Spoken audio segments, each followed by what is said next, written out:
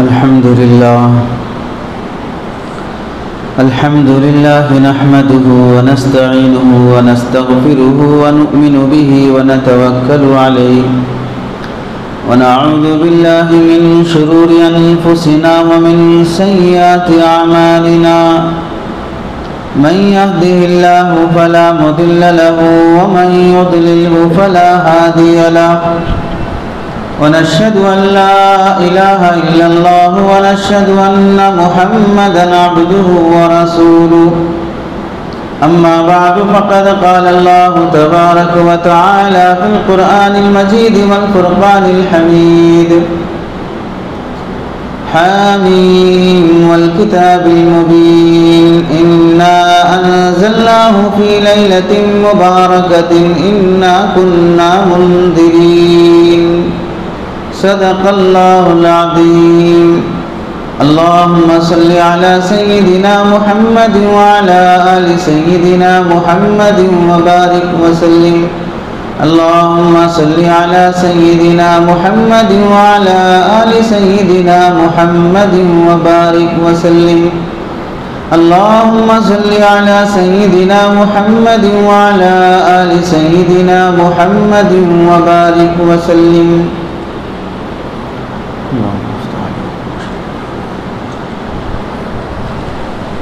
मेरे मोहतरम अज़ीज़ों, बुज़ुर्गों और दोस्तों, कुरान मजीद की आयत और हदीस की रोशनी में आप हज़रात के सामने 5 बातें आज के इस नशिस्त में अर्ज़ करनी है। पहली बात, शब-ए बारात का सबूत। दूसरी बात, शब-ए बारात की फजीलत। तीसरी बात, शब-ए बारात के आमाल। चौथी बात, शब-ए बारात के रसूमात। पाँचवीं बात, शब-ए बारात में मग़फ़िरत से महरूम रहने वाले लोगों की फहरिस्त। ये 5 बातें आप हज़रात के सामने अर्ज़ की जाएंगी। पहली बात, शब-ए बारात की फ़जीलत। शब-ए बारात की फ़जीलत से मुताल्लिक़ हमें ये बात समझ लेना चाहिए, कुरान मजीद की किसी आयत में अल्लाह रब्बुल इज़्ज़त ने शब-ए बारात का तज़किरा नहीं फरमाया। शब-ए बारात का लफ्ज़ कुरान मजीद में नहीं आया।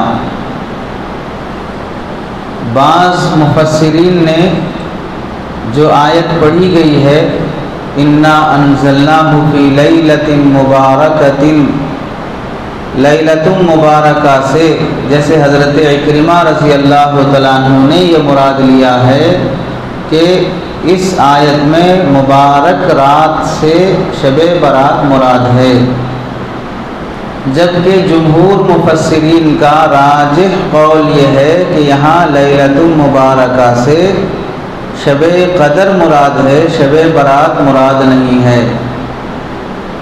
लेकिन इसका यह मतलब नहीं है कि कुरान में शब-ए बारात का तज़किरा नहीं आया तो इसकी फ़जीलत भी नहीं है, ऐसी बात नहीं है।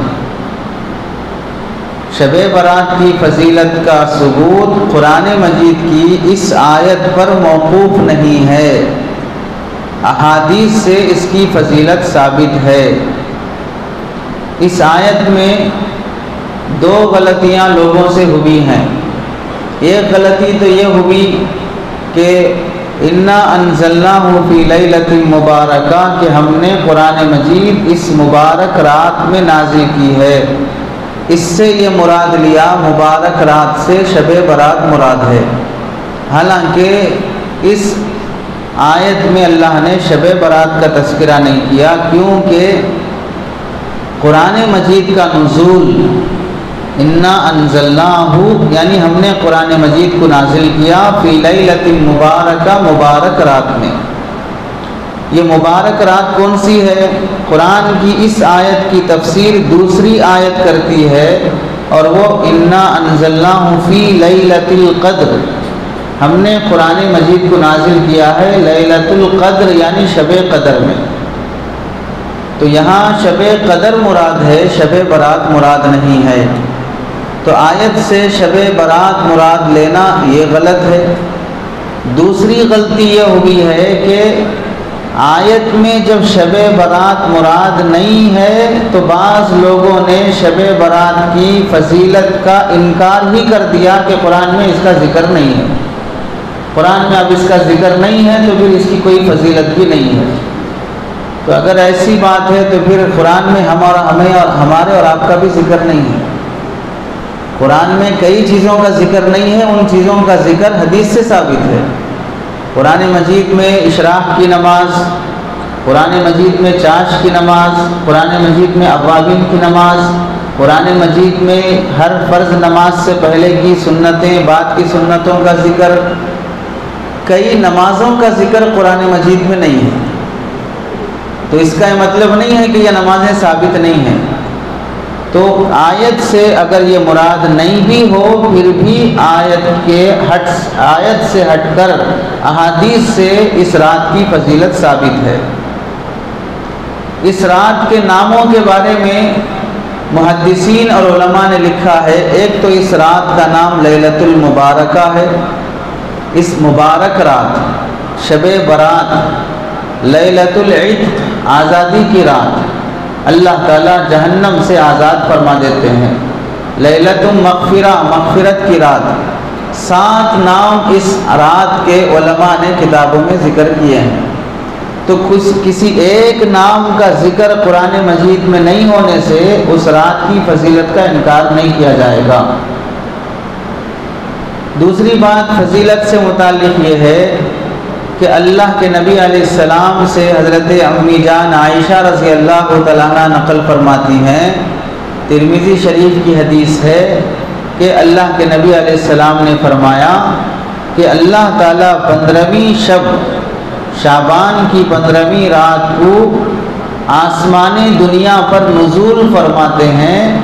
और फिर इस रात में अल्लाह ताला अरब का एक मशहूर कबीला है, कबीला बनु कल्ब, वो कबीला मशहूर भी है, उस कबीले की बकरियां भी मशहूर हैं। यहाँ जिस तरह लोग गाड़ियाँ रखने के आदी हैं, 2-2, 3-3 गाड़ियाँ अपने घर में रखते हैं, वैसे वहाँ पर सवारी के लिए लोग ऊँट और घोड़े रखते थे।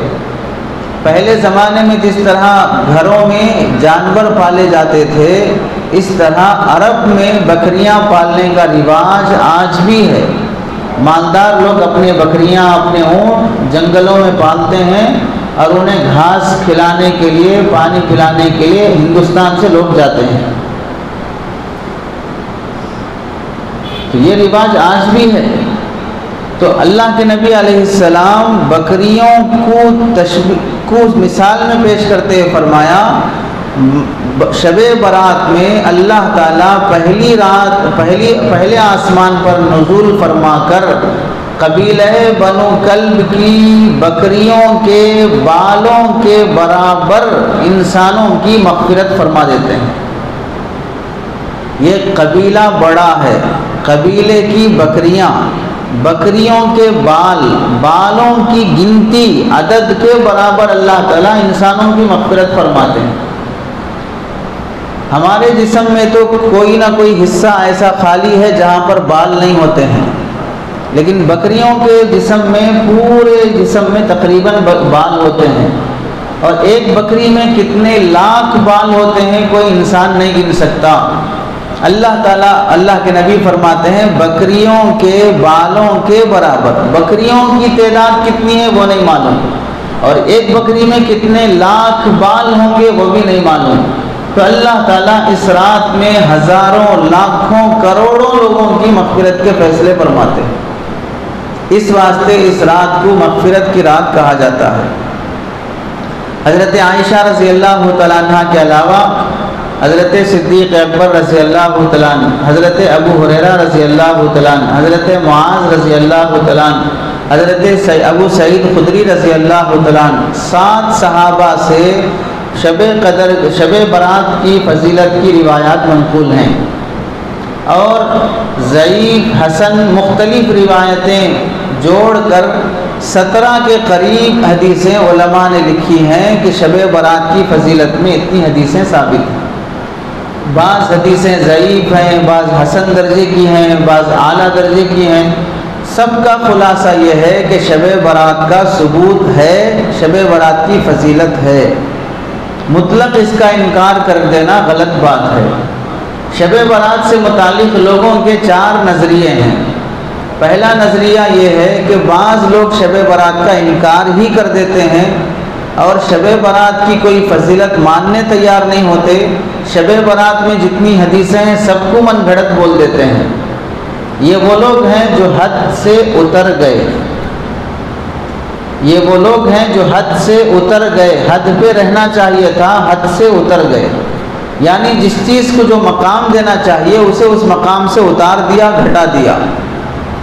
दूसरे वो लोग हैं जो शब बारात के सिलसिले में, शब बारात किसे कहते हैं, इसकी फजीलत क्या है, इसके आमाल क्या हैं, ये कुछ जाने बगैर ये समझ लिया कि शब बारात में जाग लिए, जगने की रात बोल के समझ लिए। कैसे भी जागो, नमाज पढ़ के जागो, चाय पीते जागो, सड़कों पे जागो, रेसिंग करते जागो, बीड़ी सिगरेट पीते जागो, गुटखा खाते जागो, फिल्म देखते जागो, कुछ भी उल्टी सीधी हरकतें करते हुए जागो। नमाज पढ़ो नहीं पढ़ो, फजर पढ़ो नहीं पढ़ो, मस्जिद में रहो नहीं रहो, बहरहाल जगने की रात है, इस वास्ते जागो। ये सोचकर जिन लोगों ने इस रात को महज जागने को इबादत समझ लिया, फ़राइज़ का एहतमाम नहीं किया और जाग लेने के बाद ये आगे ये समझ लिया कि जो इस रात में जाग लिया उसकी मग़फ़िरत हो गई, उसको कामयाबी मिल गई, उसको नजात मिल गई। ऐसा सोचकर आमाल में सही गलत का फ़र्क किए बगैर जागने वाले ये वो लोग हैं जो शब बारात के हुदूद से वाकिफ़ ही नहीं हैं। पहले लोग हद से उतर गए, ये हद के बारे में जाहिल हैं, जानते ही नहीं हैं। तीसरी जमात वो है जो शब बारात को हद से बढ़ा दिया, शब कदर से भी अफजल समझ लिया और शब बारात में ऐसे ऐसे आमाल अपनी तरफ से घड़ लिए हैं जिसका शब बारात से कोई ताल्लुक़ नहीं है।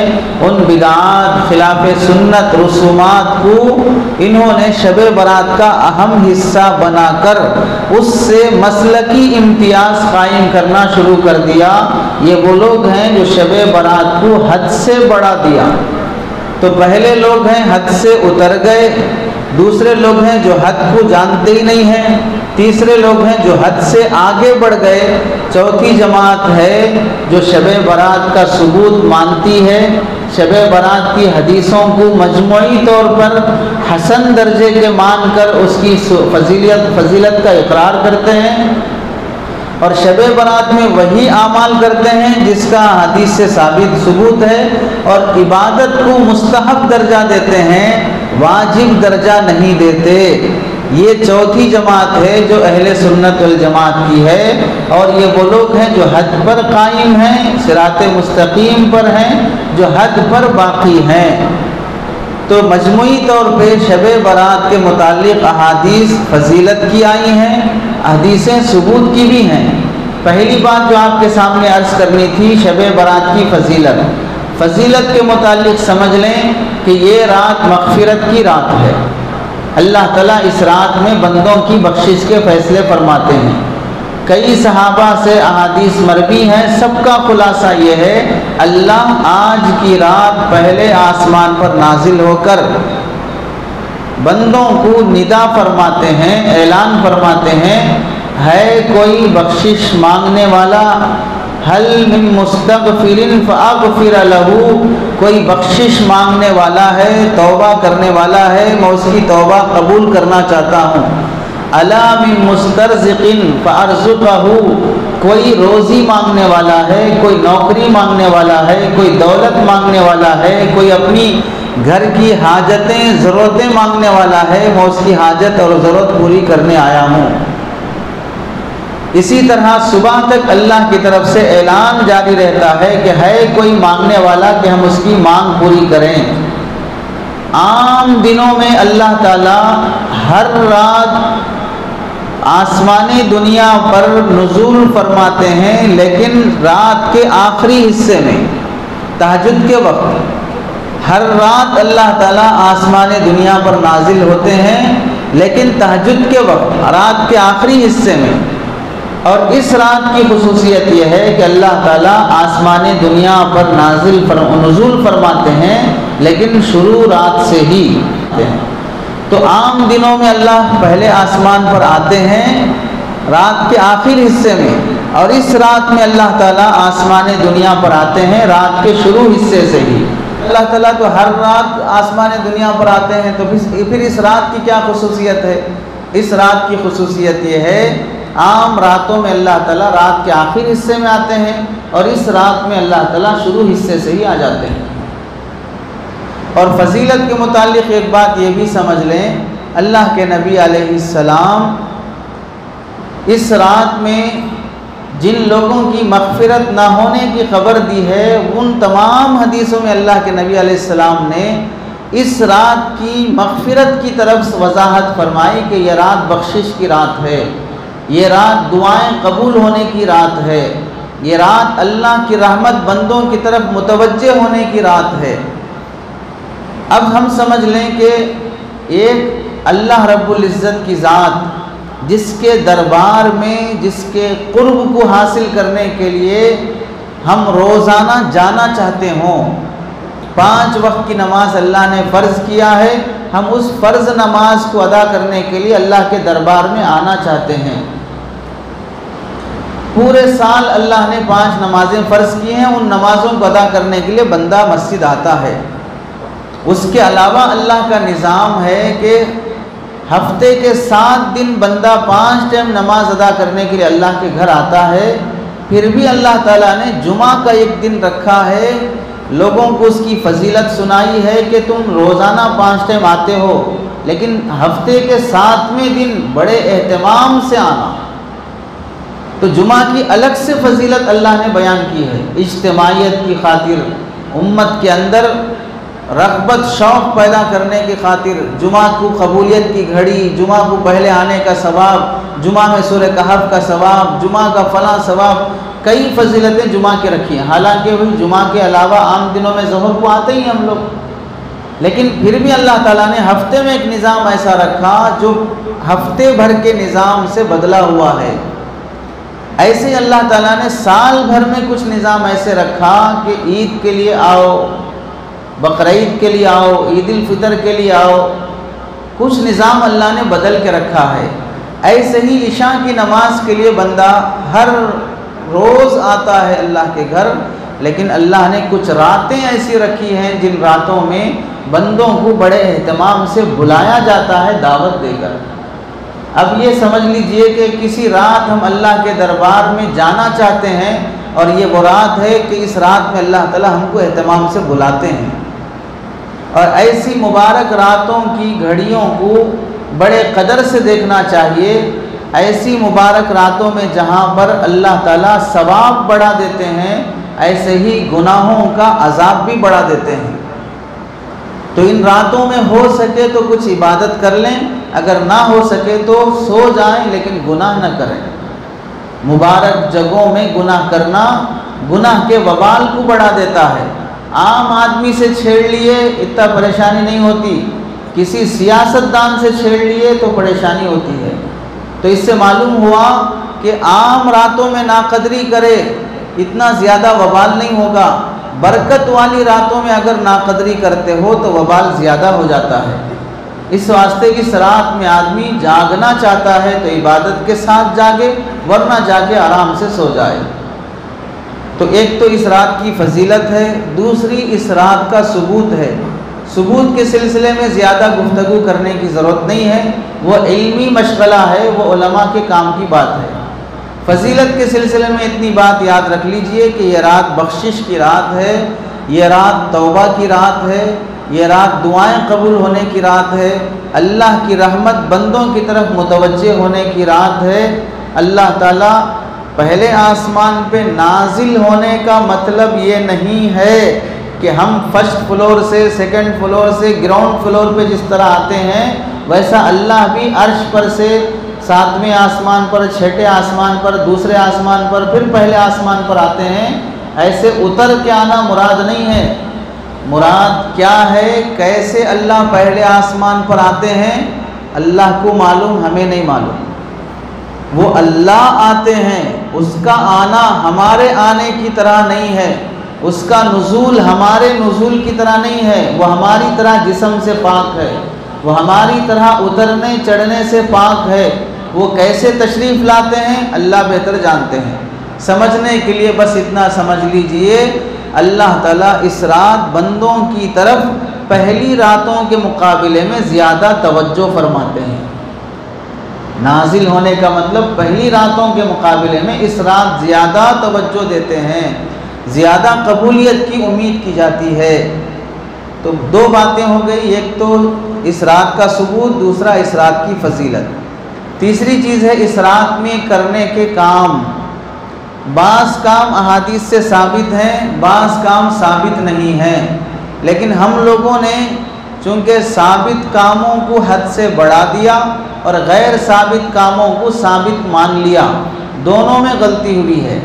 पहली गलती मिसाल के तौर पे, इस रात में लोगों में रिवाज है कब्रस्तान जाना, एहतमाम से कब्रस्तान जाते हैं। और हदीस में है, मुस्लिम शरीफ की हदीस है कि अल्लाह के नबी अलैहिस्सलाम उमूमन बकी के कब्रस्तान जाया करते थे। और बकी का कब्रस्तान मदीना मुनव्वरा में वो कब्रस्तान है जहाँ पर बद्र के सहाबा जो शहीद हुए हैं वो दफन हैं। और अब मदीना मस्जिद नबवी के लेफ़्ट साइड में जो कब्रस्तान है बड़ा सा, वो सारा का सारा जन्नतुल बकी कहलाता है, बकी का कब्रस्तान। उसमें अल्लाह के नबी अलैहिस्सलाम तशरीफ़ ले जाते थे। आम रातों में भी जाते थे, शबे बारात में भी आप तशरीफ़ ले गए हैं। आम रातों में भी जाकर दुआ करते थे मग़फ़िरत की, आम रातों के अलावा शबे बारात में भी जाकर मग़फ़िरत की दुआ किए हैं। और ये हदीस तो सही मुस्लिम की है कि अल्लाह के नबी अलैहिस्सलाम शबे बारात के अलावा दूसरी रातों में भी कब्रस्तान जाकर दुआ किए हैं, शबे बारात में जाकर भी दुआ किए हैं, ये भी हदीस से साबित है। लेकिन कैसे गए हैं, हज़रत आयशा रज़ी अल्लाह तआला अन्हा फरमाती हैं, मैं लेट गई, अल्लाह के नबी अलैहिस्सलाम भी लेट गए। इतनी देर लेटे कि जितनी देर में एक आदमी को नींद लग जाती है, एक आधा घंटा। उसके बाद अल्लाह के नबी चुपके से उठे, अपने चप्पल लिए और आहिस्ता से दरवाज़ा खोल कर आहिस्ता से बंद कर दिया। फिर अल्लाह के नबी चलने लगे। मैं भी अल्लाह के नबी अलैहिस्सलाम के पीछे चलने लगी। देखा तो अल्लाह के नबी मुझे नज़र नहीं आए। मैं तलाश करते हुए पहुंची तो अल्लाह के नबी बकी के कब्रस्तान में हैं और दुआ कर रहे हैं। तो फिर मैं वहाँ से वापस आने के लिए पलट रही थी, अल्लाह के नबी भी पलट गए। तो मैं तो चूँकि अल्लाह के नबी के इल्म के बग़ैर जाना चाह रही थी, तो मैं आगे आगे तेज़ी से आने लगी। उस ज़माने में लाइट नहीं थी, उजाला नहीं था। उजाला सिर्फ चाँद का उजाला या चराग का उजाला। तो हज़रत आयशा रज़ी अल्लाह तआला अन्हा पहचानी नहीं गई। अल्लाह के नबी पीछे से आ रहे हैं और साया नज़र आ रहा है बस। हज़रत सिद्दीक़ा रज़ी अल्लाह तआला अन्हा जल्दी से आकर बिस्तर पे लेट गई, सांस फूलने लगी। अल्लाह के नबी जब तशरीफ़ लाए तो देखा सांस चल रही है। इससे पहचाना क्या बात है, क्यों सांस फूल रही है। तो अल्लाह के नबी से हज़रत आयशा रज़ी अल्लाह तआला अन्हा ने फरमाया कि मैं आपके पीछे आई थी। क्यों आई थी? तो हज़रत आयशा रज़ी अल्लाह तआला अन्हा ने फरमाया कि मुझे शक हुआ कि आप मेरी बारी में मेरे पास रात गुजारने के बजाय कहीं ऐसा ना हो किसी और बीवी के पास गए हों, इस वास्ते मैं देखने के लिए आई थी। अल्लाह के नबी अलैहिस्सलाम ने, हदीस पाक में आता है कि हज़रत आयशा रज़ी अल्लाह तआला अन्हा को थोड़ा सा धक्का दिया और फरमाया कि तुम इस बात का ख्याल करती हो कि अल्लाह का रसूल तुम्हारे हक़ में ख़ियानत करेगा, यानी तुम्हारी बारी में दूसरी बीवी के पास चले जाना ये तुम्हारे हक़ में ख़ियानत है। और तुम रसूल के बारे में ऐसा ख्याल कर सकती हो कि तुम्हारे हक़ में वो खियानत करेगा। तो एक फितरी चीज़ थी वो, औरत की वो गीरत की बात थी, वो कोई गुनाह की बात नहीं थी। हज़रत आयशा रज़ी अल्लाह तआला अन्हा नौज़ बिल्लाह अल्लाह के नबी के बारे में ऐसी बदगुमानी किए, वो मियाँ बीवी का मसला था। जैसे आप कितने भी बुज़ुर्ग हो जाओ, लेकिन आपकी बीवी आपको बुज़ुर्ग नहीं समझेगी, क्योंकि आपकी बीवी आपको उस हालत में देखी है जिस हालत में दूसरे लोग नहीं देखे हैं। तो इस वास्ते बीवी कभी आपको जल्दी बुज़ुर्ग नहीं मानेगी। तो तहज्जुद पढ़ के, तस्बीह पढ़ के, ज़िक्र तिलावत करके अपनी बुज़ुर्गी का असर बीवी पे डालने की कोशिश नहीं करना, ये कोशिश नाकाम हो जाएगी। बीवी आपको जैसा समझे गनीमत है, बस अपने आप को बुज़ुर्ग मुत्तकी कहलवाना बीवी के सामने कोशिश मत कीजिए। बीवी के सामने बुज़ुर्ग कहलवाना हो, अखलाक से कोशिश कीजिए, इबादत से आप कोशिश नहीं कर सकते। आप इबादत के ज़रिए से बीवी को मुतासिर नहीं कर सकते, अखलाक के ज़रिए से बीवी को मुतासिर कर सकते हैं। इस वास्ते अल्लाह के नबी अलैहिस्सलाम ने अपने अज़वाज मुतहरात के मुतालिक फरमाया, तुम में बेहतर शख्स वो है जो बीवियों के साथ अच्छा रहे, और मैं अपनी बीवियों के साथ, सबके साथ सबसे अच्छा रहता हूँ। तो बीवियों पर अगर असर डालना हो तो अखलाक से असर डालो, इबादत से असर नहीं पड़ेगा। तो इस रात में अल्लाह के नबी अलैहिस्सलाम बकी क़ब्रस्तान तशरीफ़ ले गए।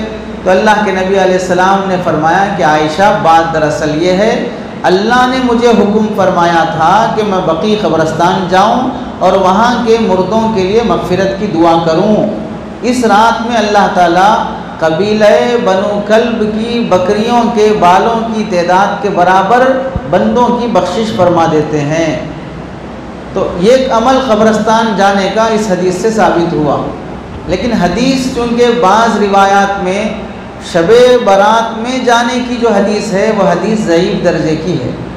इस वास्ते अल्लाह के नबी अलैहिस्सलाम की हदीस की रोशनी में उलमा ने लिखा है, अल्लाह के नबी अलैहिस्सलाम शबे बारात में क़ब्रस्तान गए हैं। तो इस बारे में मसला ये समझ लें, आज की रात की फ़जीलत हासिल करना, शबे बारात की फ़जीलत हासिल करना क़ब्रस्तान जाने पर मौक़ूफ़ नहीं है। यहाँ बैठकर आप इबादत कर लिए, क़ब्रस्तान नहीं गए तो भी इस रात की फ़जीलत हासिल हो जाएगी। यहाँ इबादत नहीं किए, सिर्फ़ क़ब्रस्तान जाकर घर जाके सो गए तो रात की फ़जीलत हासिल नहीं होगी। इबादत करना मकसूद है, क़ब्रस्तान जाना मकसूद नहीं है।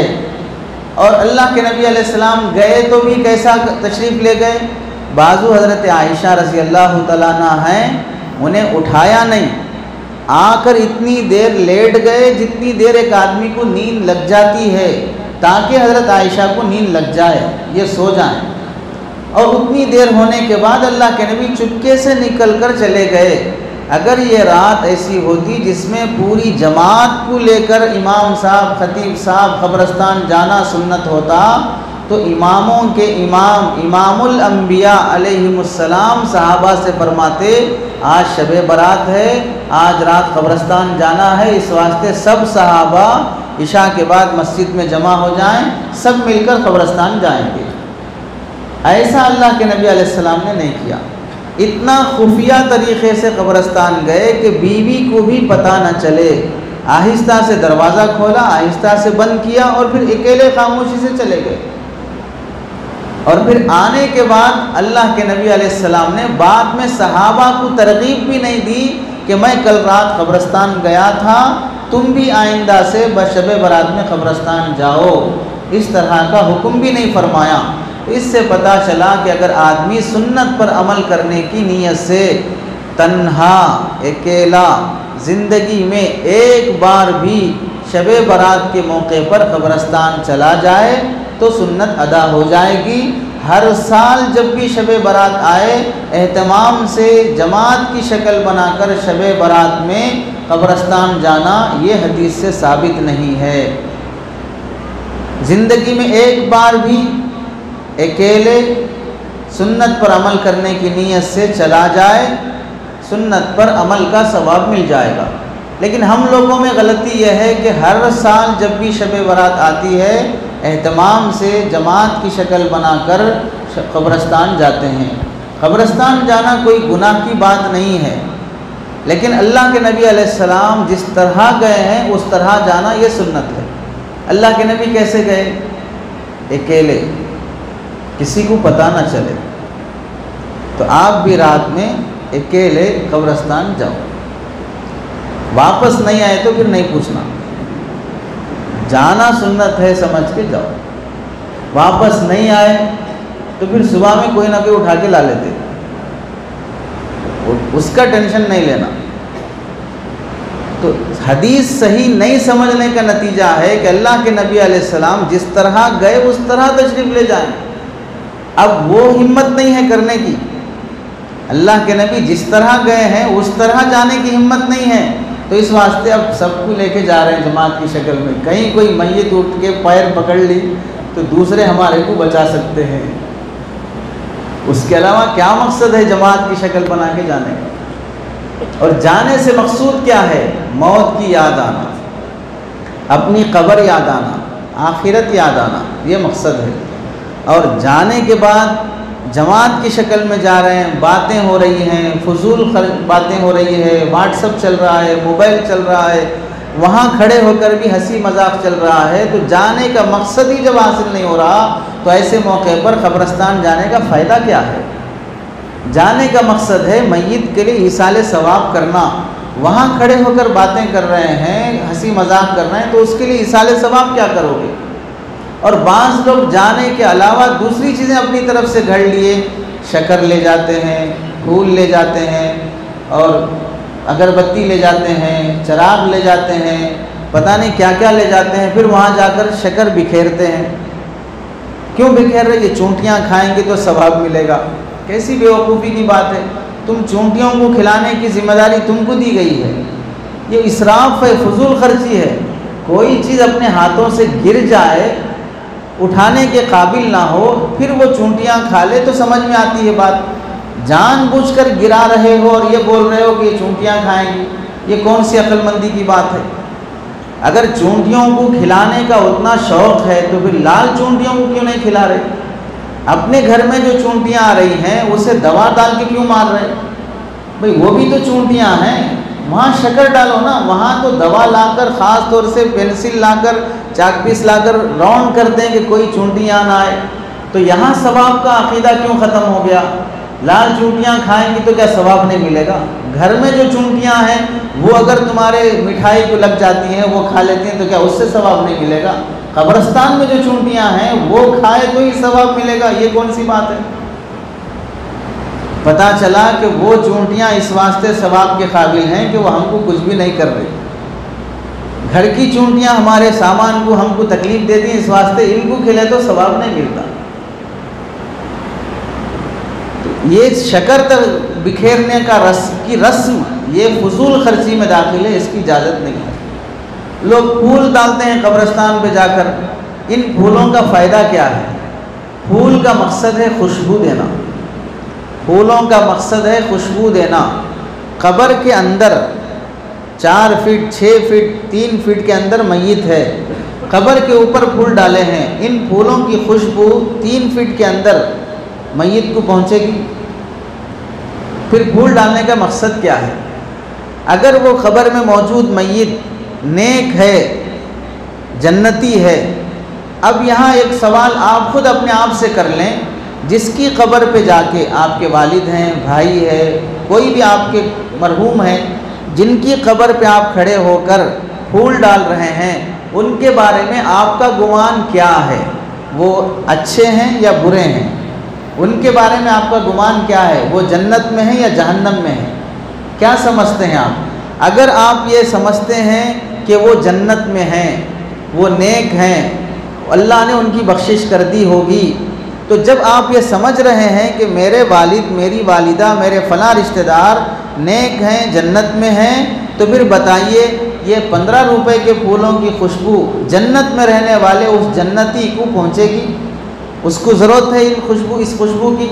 जन्नत में अल्लाह ने जो उसे बाग़ बहार में रखा है, वहाँ जिस खुशहाली में रखा है, जन्नत कहते ही हैं बाग को, बागीचे को, हर तरह की खुशियाँ वहाँ पर होंगी। जिसे जन्नत में हर तरह की खुशियाँ मिली हैं, उसे ये 15-20 रुपए के खुशबू के फूलों की ज़रूरत है? अगर वो नेक है तो इसे उन फूलों की ज़रूरत नहीं है। और अगर खुदा ना करे आपके वो मरहूम गुनहगार हैं, बुरे इंसान हैं, तो फिर बताइए कब्र में और जहन्नम में जो अजाब उसे दिया जा रहा होगा, उस अजाब के मुकाबले में ये 25 रुपए के फूल उसे ले जाकर पेश कर रहे हो, जबकि वहाँ फरिश्ते उसकी ठुकाई कर रहे हों, तो ऐसे मौके पर ये आपके फूल लेगा, इन फूलों की खुशबू से पहुँचेगी। तो फूल वहाँ बिखेरने से मकसद क्या हासिल होता है? कब्रिस्तान के बाजू कोई फ़कीर बैठा है, उसे सदका खैरात की तौफीक नहीं होती, बाजू बंडी से फूल ले जाकर ख़बर में डालने की तौफीक होती है। ये दीन और इबादत कैसे शुमार हो सकता है? ऐसे ही कब्र में ले जाकर अगरबत्ती जलाते हैं, चिराग जलाते हैं। ये चिराग अगरबत्ती आग है, धुआं है, और ये धुआं और आग जहन्नम की सिफत है। कब्र में ले जाकर आप उसके सरहाने उसकी कब्र पे आग जला रहे हैं, और अब आप बताइए कि वो आग अल्लाह ना करे उसके कब्र के अंदर अगर लग रही हो, तो आप ऊपर आग जलाकर ये बताना चाहते हैं कि इसके अंदर भी आग जल रही है। तो कब्रिस्तान जाने में बहुत से लोगों ने ऐसे तरीक़े अपनी तरफ से घड़ लिए हैं जो शरीयत से साबित ही नहीं है। इस वास्ते आज की रात कब्रिस्तान जाना ज़िंदगी में एक बार, और अल्लाह के नबी जिस तरह गए उस तरह जाना, सुन्नत पर अमल करने की नीयत से, ये तो दुरुस्त है। बाकी जितनी चीज़ें लोगों ने अपनी तरफ से घड़ ली हैं उसका शरीयत से कोई ताल्लुक़ नहीं है। दूसरी चीज़ जो आज के मुताल्लिक़ लोग करते हैं, मगरिब की नमाज से पहले बाज़ लोगों ने ये भी शुरू किया है कि 100 मरतबा दरूद शरीफ और 40 मरतबा ला इलाहा इल्ला अंता सुब्हानका इन्नी कुन्तु मिनज़ ज़ालिमीन और ला हौला वला कुव्वता इल्ला बिल्लाहिल अलिय्यिल अज़ीम, ये तस्बीह पढ़ लो तो 80 साल के गुनाह माफ़ हो जाते हैं। मगरिब से पहले ये ऑफ़र रखे हैं। मगरिब के बाद दूसरा ऑफ़र ये रखे हैं, 3 मरतबा सूरह यासीन पढ़ लो। एक यासीन उम्र में बरकत के लिए, दूसरी यासीन रिज़्क़ में बरकत के लिए, तीसरी यासीन बला और मुसीबत से हिफाजत के लिए। ये पढ़ के दुआ कर लो, उम्र में भी बरकत और उसके बाद रोज़ी में बरकत और उसके बाद बलाओं मुसीबतों से हिफाजत। अगर कोई पढ़ लिए हैं तो देखो बलाओं से हिफाजत के वास्ते भी पढ़ते हैं ना, तो ये बला करुणा की भी तो बलाइश है ना, तो ये कितना जाके देखेंगे, करुणा की बला कितना ख़त्म होती देखेंगे। अब तो और बढ़ रही है, लोग बोल रहे हैं करुणा बढ़ रहा है, करुणा बढ़ रहा है, तो क्यों नहीं बढ़ेगा? 1 साल का हो गया हो तो नहीं बढ़ता क्या? 1 साल का हो गया तो बढ़ेगा, और कल अगले साल और बढ़ेगा, क्योंकि 2 साल हो जाती है उसकी उम्र। गुज़िश्ता रजब में पैदा हुआ, तो अब इस शाबान रमज़ान 1 साल के ऊपर हो गई उसकी उम्र, तो और बढ़ेगा हो। इसमें ताज्जुब करने की बात क्या है? करुणा बढ़ रहा है, करुणा बढ़ रहा है। अरे तो जो भी पैदा होगा वो उसकी उम्र होगी तो बढ़ते ही जाएगा, इसके साथ जीना सीखना पड़ेगा। अब लोग इसमें कहते हैं मास्क पहनो, डिस्टेंस मेंटेन करो, फलां करो, जो करना है करो, अब जिसकी उम्र बढ़ना है वो बढ़ती चलेगी, अब उसे कोई भी नहीं रोक सकते। तो मगरिब के बाद लोगों ने शुरू कर लिया सूरह यासीन 3 मरतबा पढ़ना। किसी हदीस से ये अमल साबित नहीं है। सूरह यासीन कुरान का दिल है, पढ़ने के बाद दुआ करो, कबूल होने की उम्मीद की जाती है। बाकी शबे बरात के अमाल में से 3 सूरह यासीन पढ़ना और 3 नियतों से पढ़ना, ये ना औलिया का अमल है, ना ताबईन का अमल है, ना सहाबा का अमल है, ना हदीस से साबित है।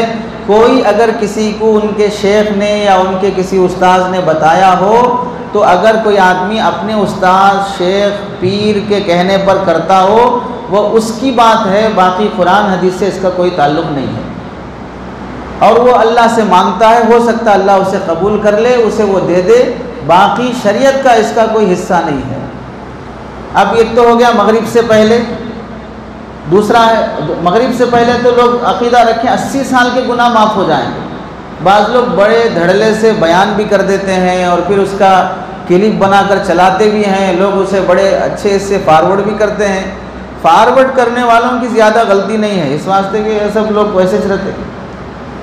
कोई ज़्यादा पढ़े लिखे हैं, समझ क्या आगे बढ़ाना क्या नहीं बढ़ाना कुछ भी नहीं मालूम है, तो जो आया बढ़ा दिया, जो आया बढ़ा दिया, बस खत्म। इसी को दीनदारी समझ रहे हैं।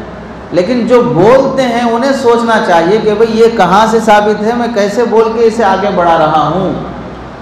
सिर्फ दरूद शरीफ 100 मरतबा पढ़ लो और 40 मरतबा ला हौल वला कुव्वता पढ़ लो, 80 साल के गुनाह माफ़ हो जाएंगे।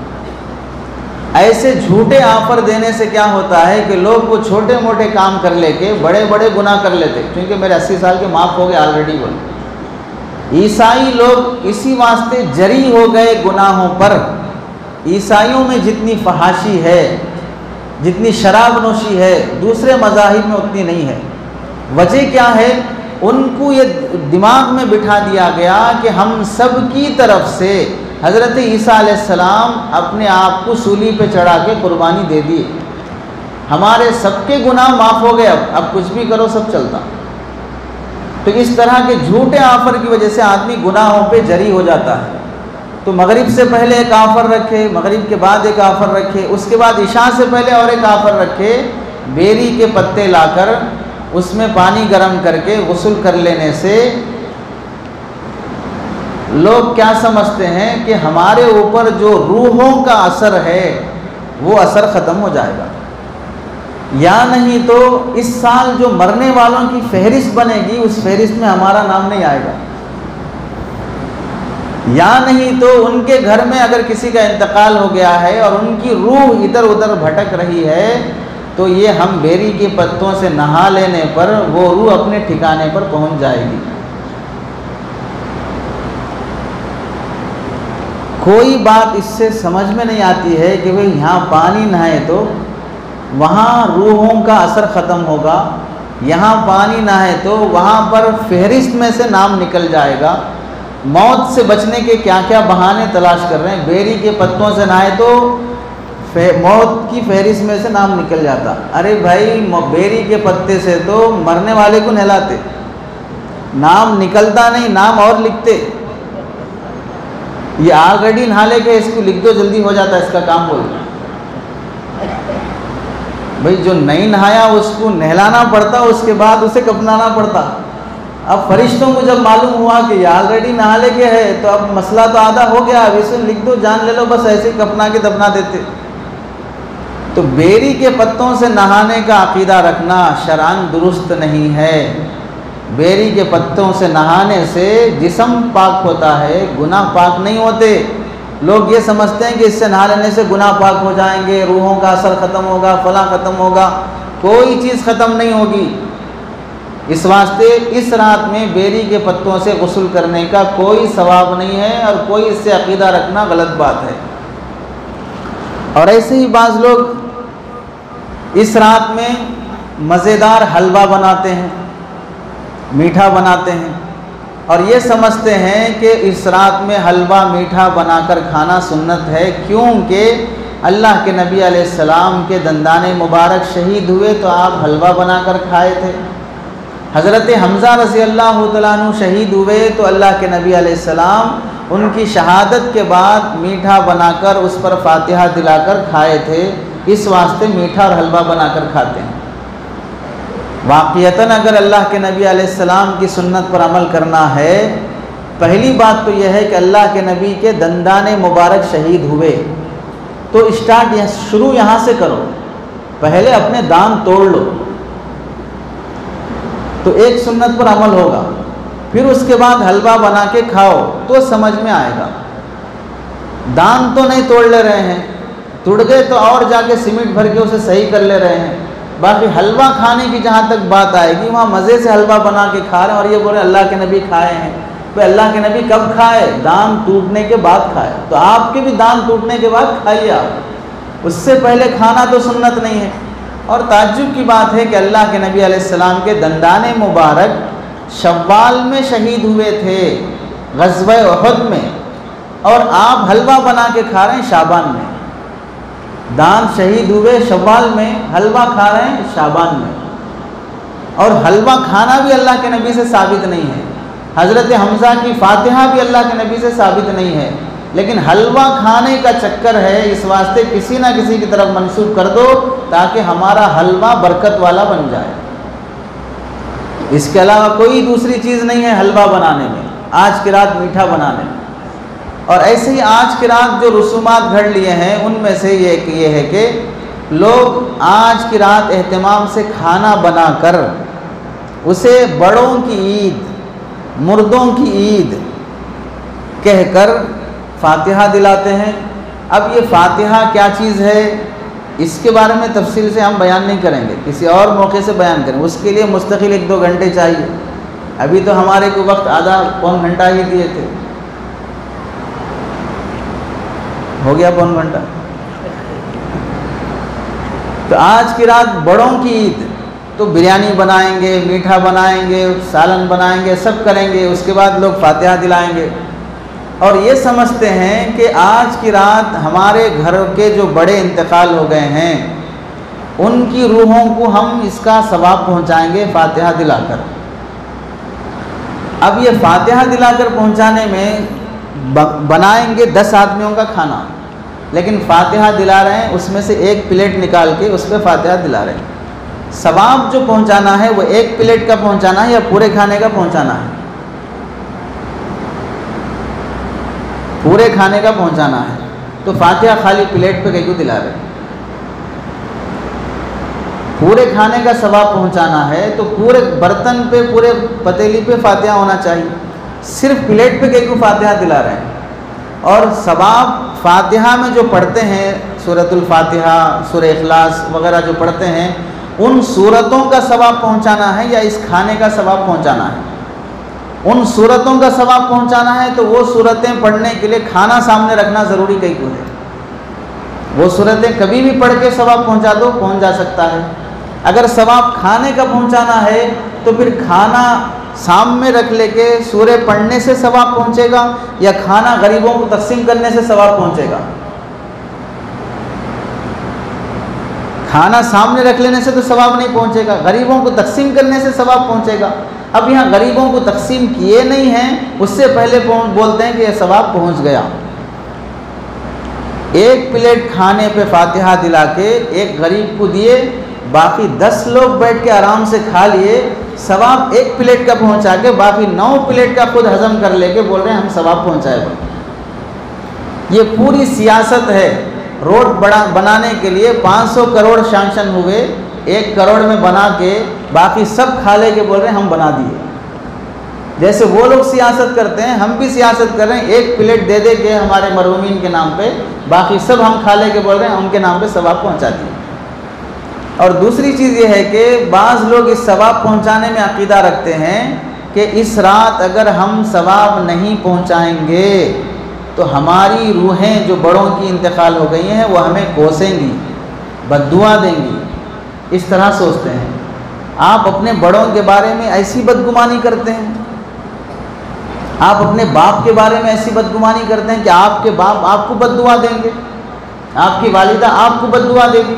जो ज़िंदगी में दुआ देती थी उसके मरने के बाद आप उससे कह रहे हैं कि वो मेरे को बद्दुआ देगी अगर मैं उसे फातिहा पढ़ के नहीं पहुंचाया। तो आप कैसे नालायक बेटे हैं कि अपने मरे हुए वालिदैन के बारे में इतनी बदगुमानी कर रहे हैं आप कि वो आपको बद्दुआ देंगे बोल। और दूसरी चीज़ यह है कि वो बद्दुआ देना, कोसना किस बात पर? फातिहा पढ़ के इसाले सवाब ना करने पर। इसाले सवाब करना एक नेक अमल है, नफिल अमल है। नफिल अमल के छोड़ने पर एक वो शख्स जो इंतकाल हो गया है उसके बारे में हम समझ रहे उन्हें बद्दुआ देके, बद्दुआ देना गुनाह है। अब गुनाह का एतकाद रख रहे हैं अपने बड़ों के बारे में कि वो बद्दुआ देंगे। और बाज़ लोग ये समझते हैं कि इस रात में हमारे मरहूमीन की रूहें हमारे घरों पे आती हैं, दहलीज पर खड़ी होती हैं और देखती रहती हैं कि हमारे वास्ते कुछ पका रहे नहीं पका रहे, हमारे वास्ते कुछ पका रहे नहीं पका रहे। अगर ये बातें कुरान हदीस से साबित नहीं होती तो हम भी थोड़ी देर के लिए बातें मान लेते कि रूहें आती बोल के, हम भी मान लेते। कई को मान लेते इस वास्ते कि ज़िंदगी में इतने खाए ना, मरने के बाद भी आते खाना बोले ऐसा दिख रहा।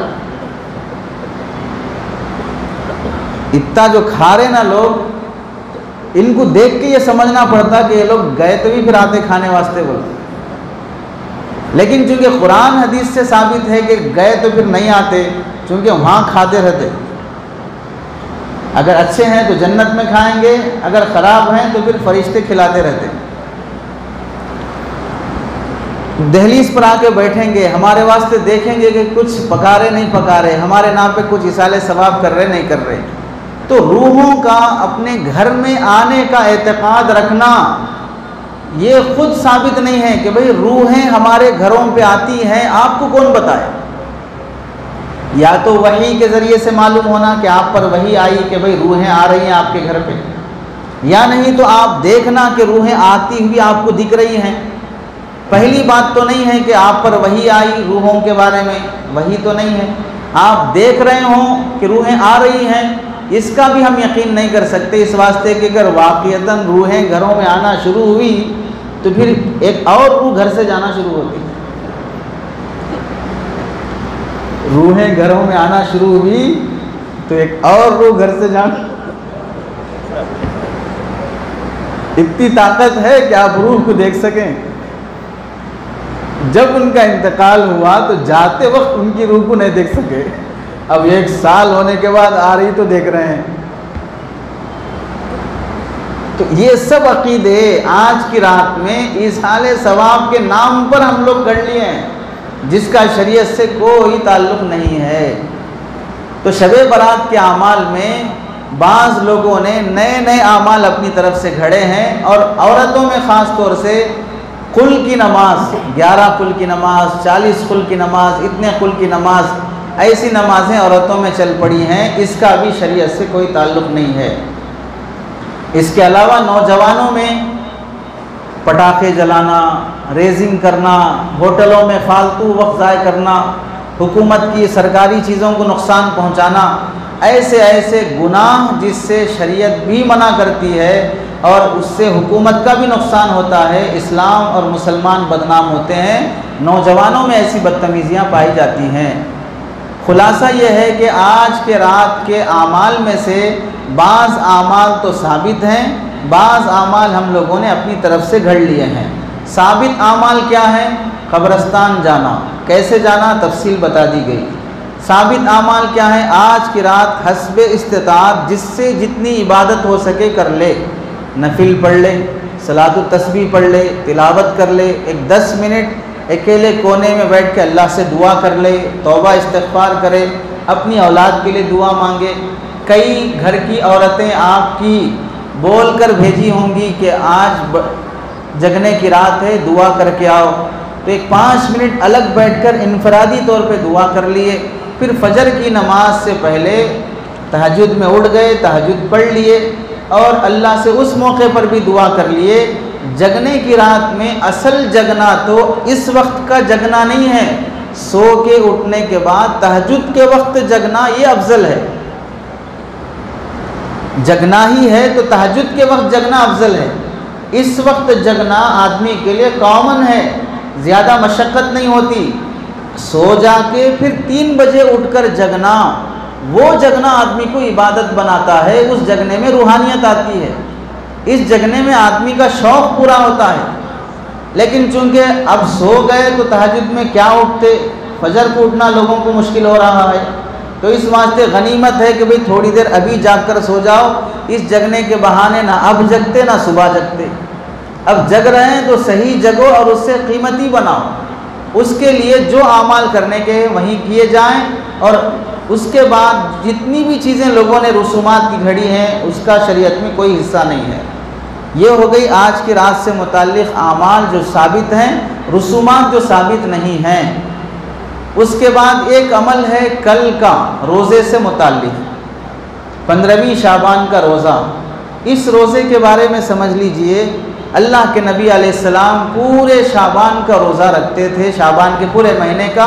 तो इसमें 15वीं शाबान का रोज़ा भी अगर ये सोचकर कि अल्लाह के नबी तो पूरा महीना रखते थे, मैं पूरा महीना नहीं रख सक रहा हूँ, कम अज़ कम एक दिन का तो भी रोज़ा रख लूँ, इस नीयत से कल के दिन का रोज़ा रख लेना।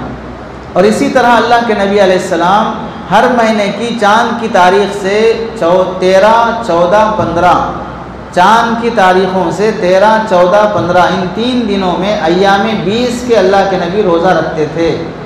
तो 15 जो तारीख़ है वो भी अय्याम 20 में से है।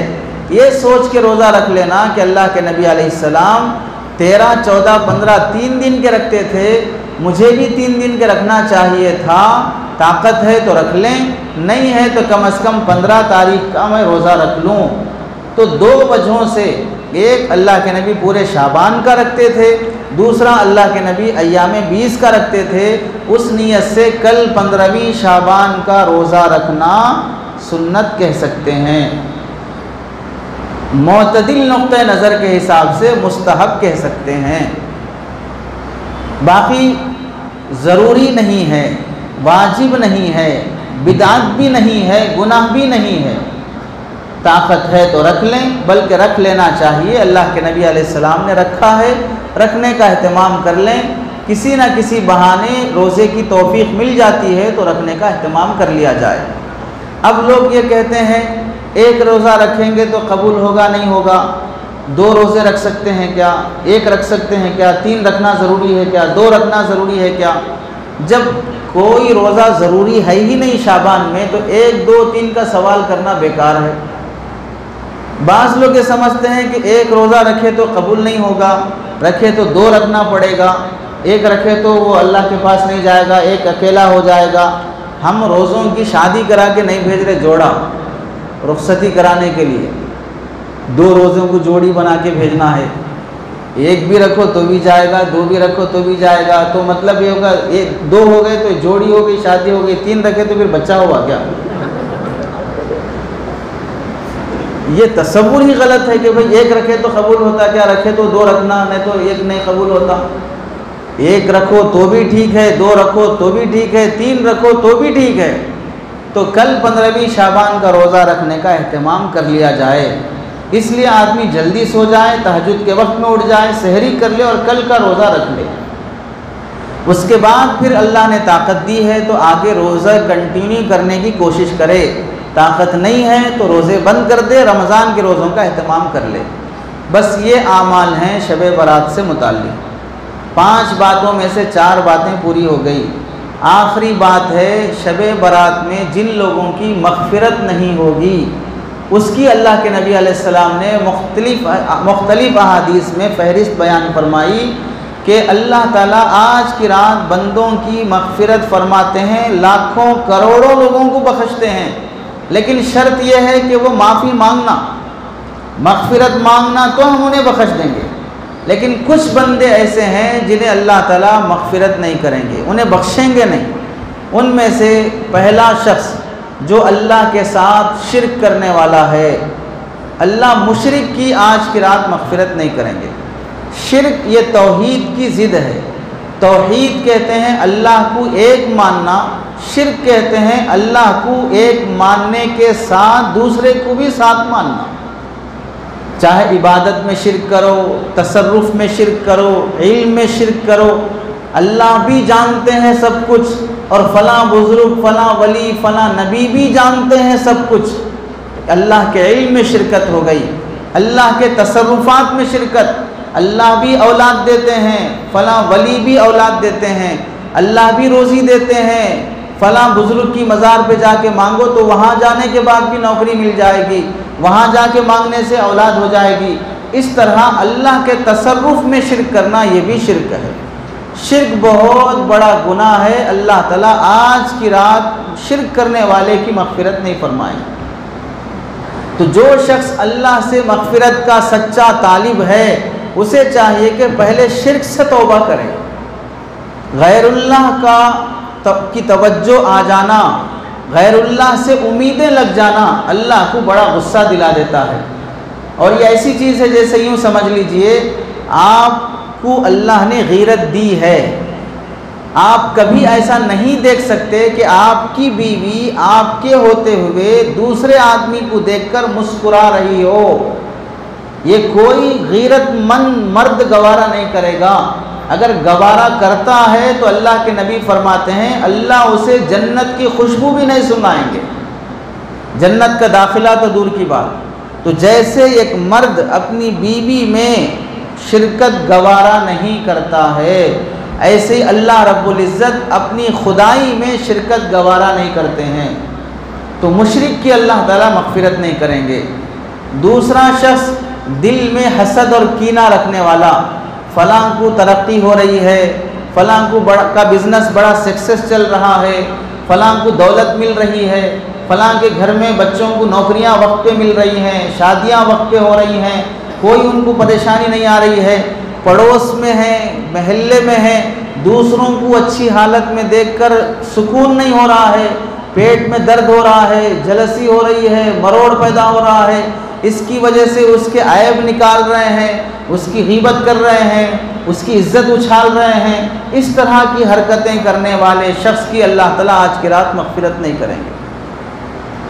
ये दिल में हसद और कीना रखने वाला ये शख्स ऐसा है जो अल्लाह की ज़ात पर एतराज़ करता है। यानी यूँ समझो अल्लाह ने इसको दौलत दी, इसको दौलत नहीं दी, अब ये शख्स इसकी दौलत को देखकर हसद करने वाला, इससे कीना रखने वाला अल्लाह से ये बोल रहा है आपने नाइंसाफ़ी की, इसको दिए मेरे को नहीं दिए, इस वास्ते मैं उससे जल रहा हूँ, क्योंकि मेरे हाथ में नहीं है कि आपको कुछ कर सकूं, अगर रहता तो कर सकता था, इस वास्ते आपको कुछ भी नहीं कर सक रहा, इस वास्ते इससे जल रहा हूँ। अल्लाह अपनी तक़सीम पर राज़ी न होने वाले बंदे से नाराज़ होकर आज की रात मग़फ़िरत नहीं फरमाते हैं कि मेरे फ़ैसले पर तुम एतराज़ कर रहे हो, किसको क्या देना किसको क्या नहीं देना, फ़लाँ की खूबसूरती को देख के जल रहे हैं, फ़लाँ की दौलत को देख के जल रहे हैं, फ़लाँ के घर को देख के जल रहे हैं, फ़लाँ की नौकरी से जल रहे हैं। इस तरह का हसद का, कीने अदावत का मामला पैदा हो जाना ये आज की रात मग़फ़िरत से महरूम कर देता है। तीसरा शख्स जिसकी आज की रात मग़फ़िरत नहीं होती वो शख्स है रिश्ते नाते तोड़ने वाला।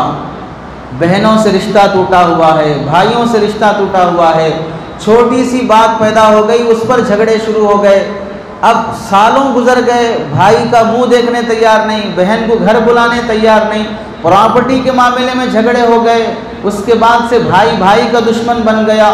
इस तरह झगड़ों की वजह से ताल्लुकात तोड़कर जीने वाले अल्लाह आज की रात उनकी बख्शिश नहीं फरमाएंगे।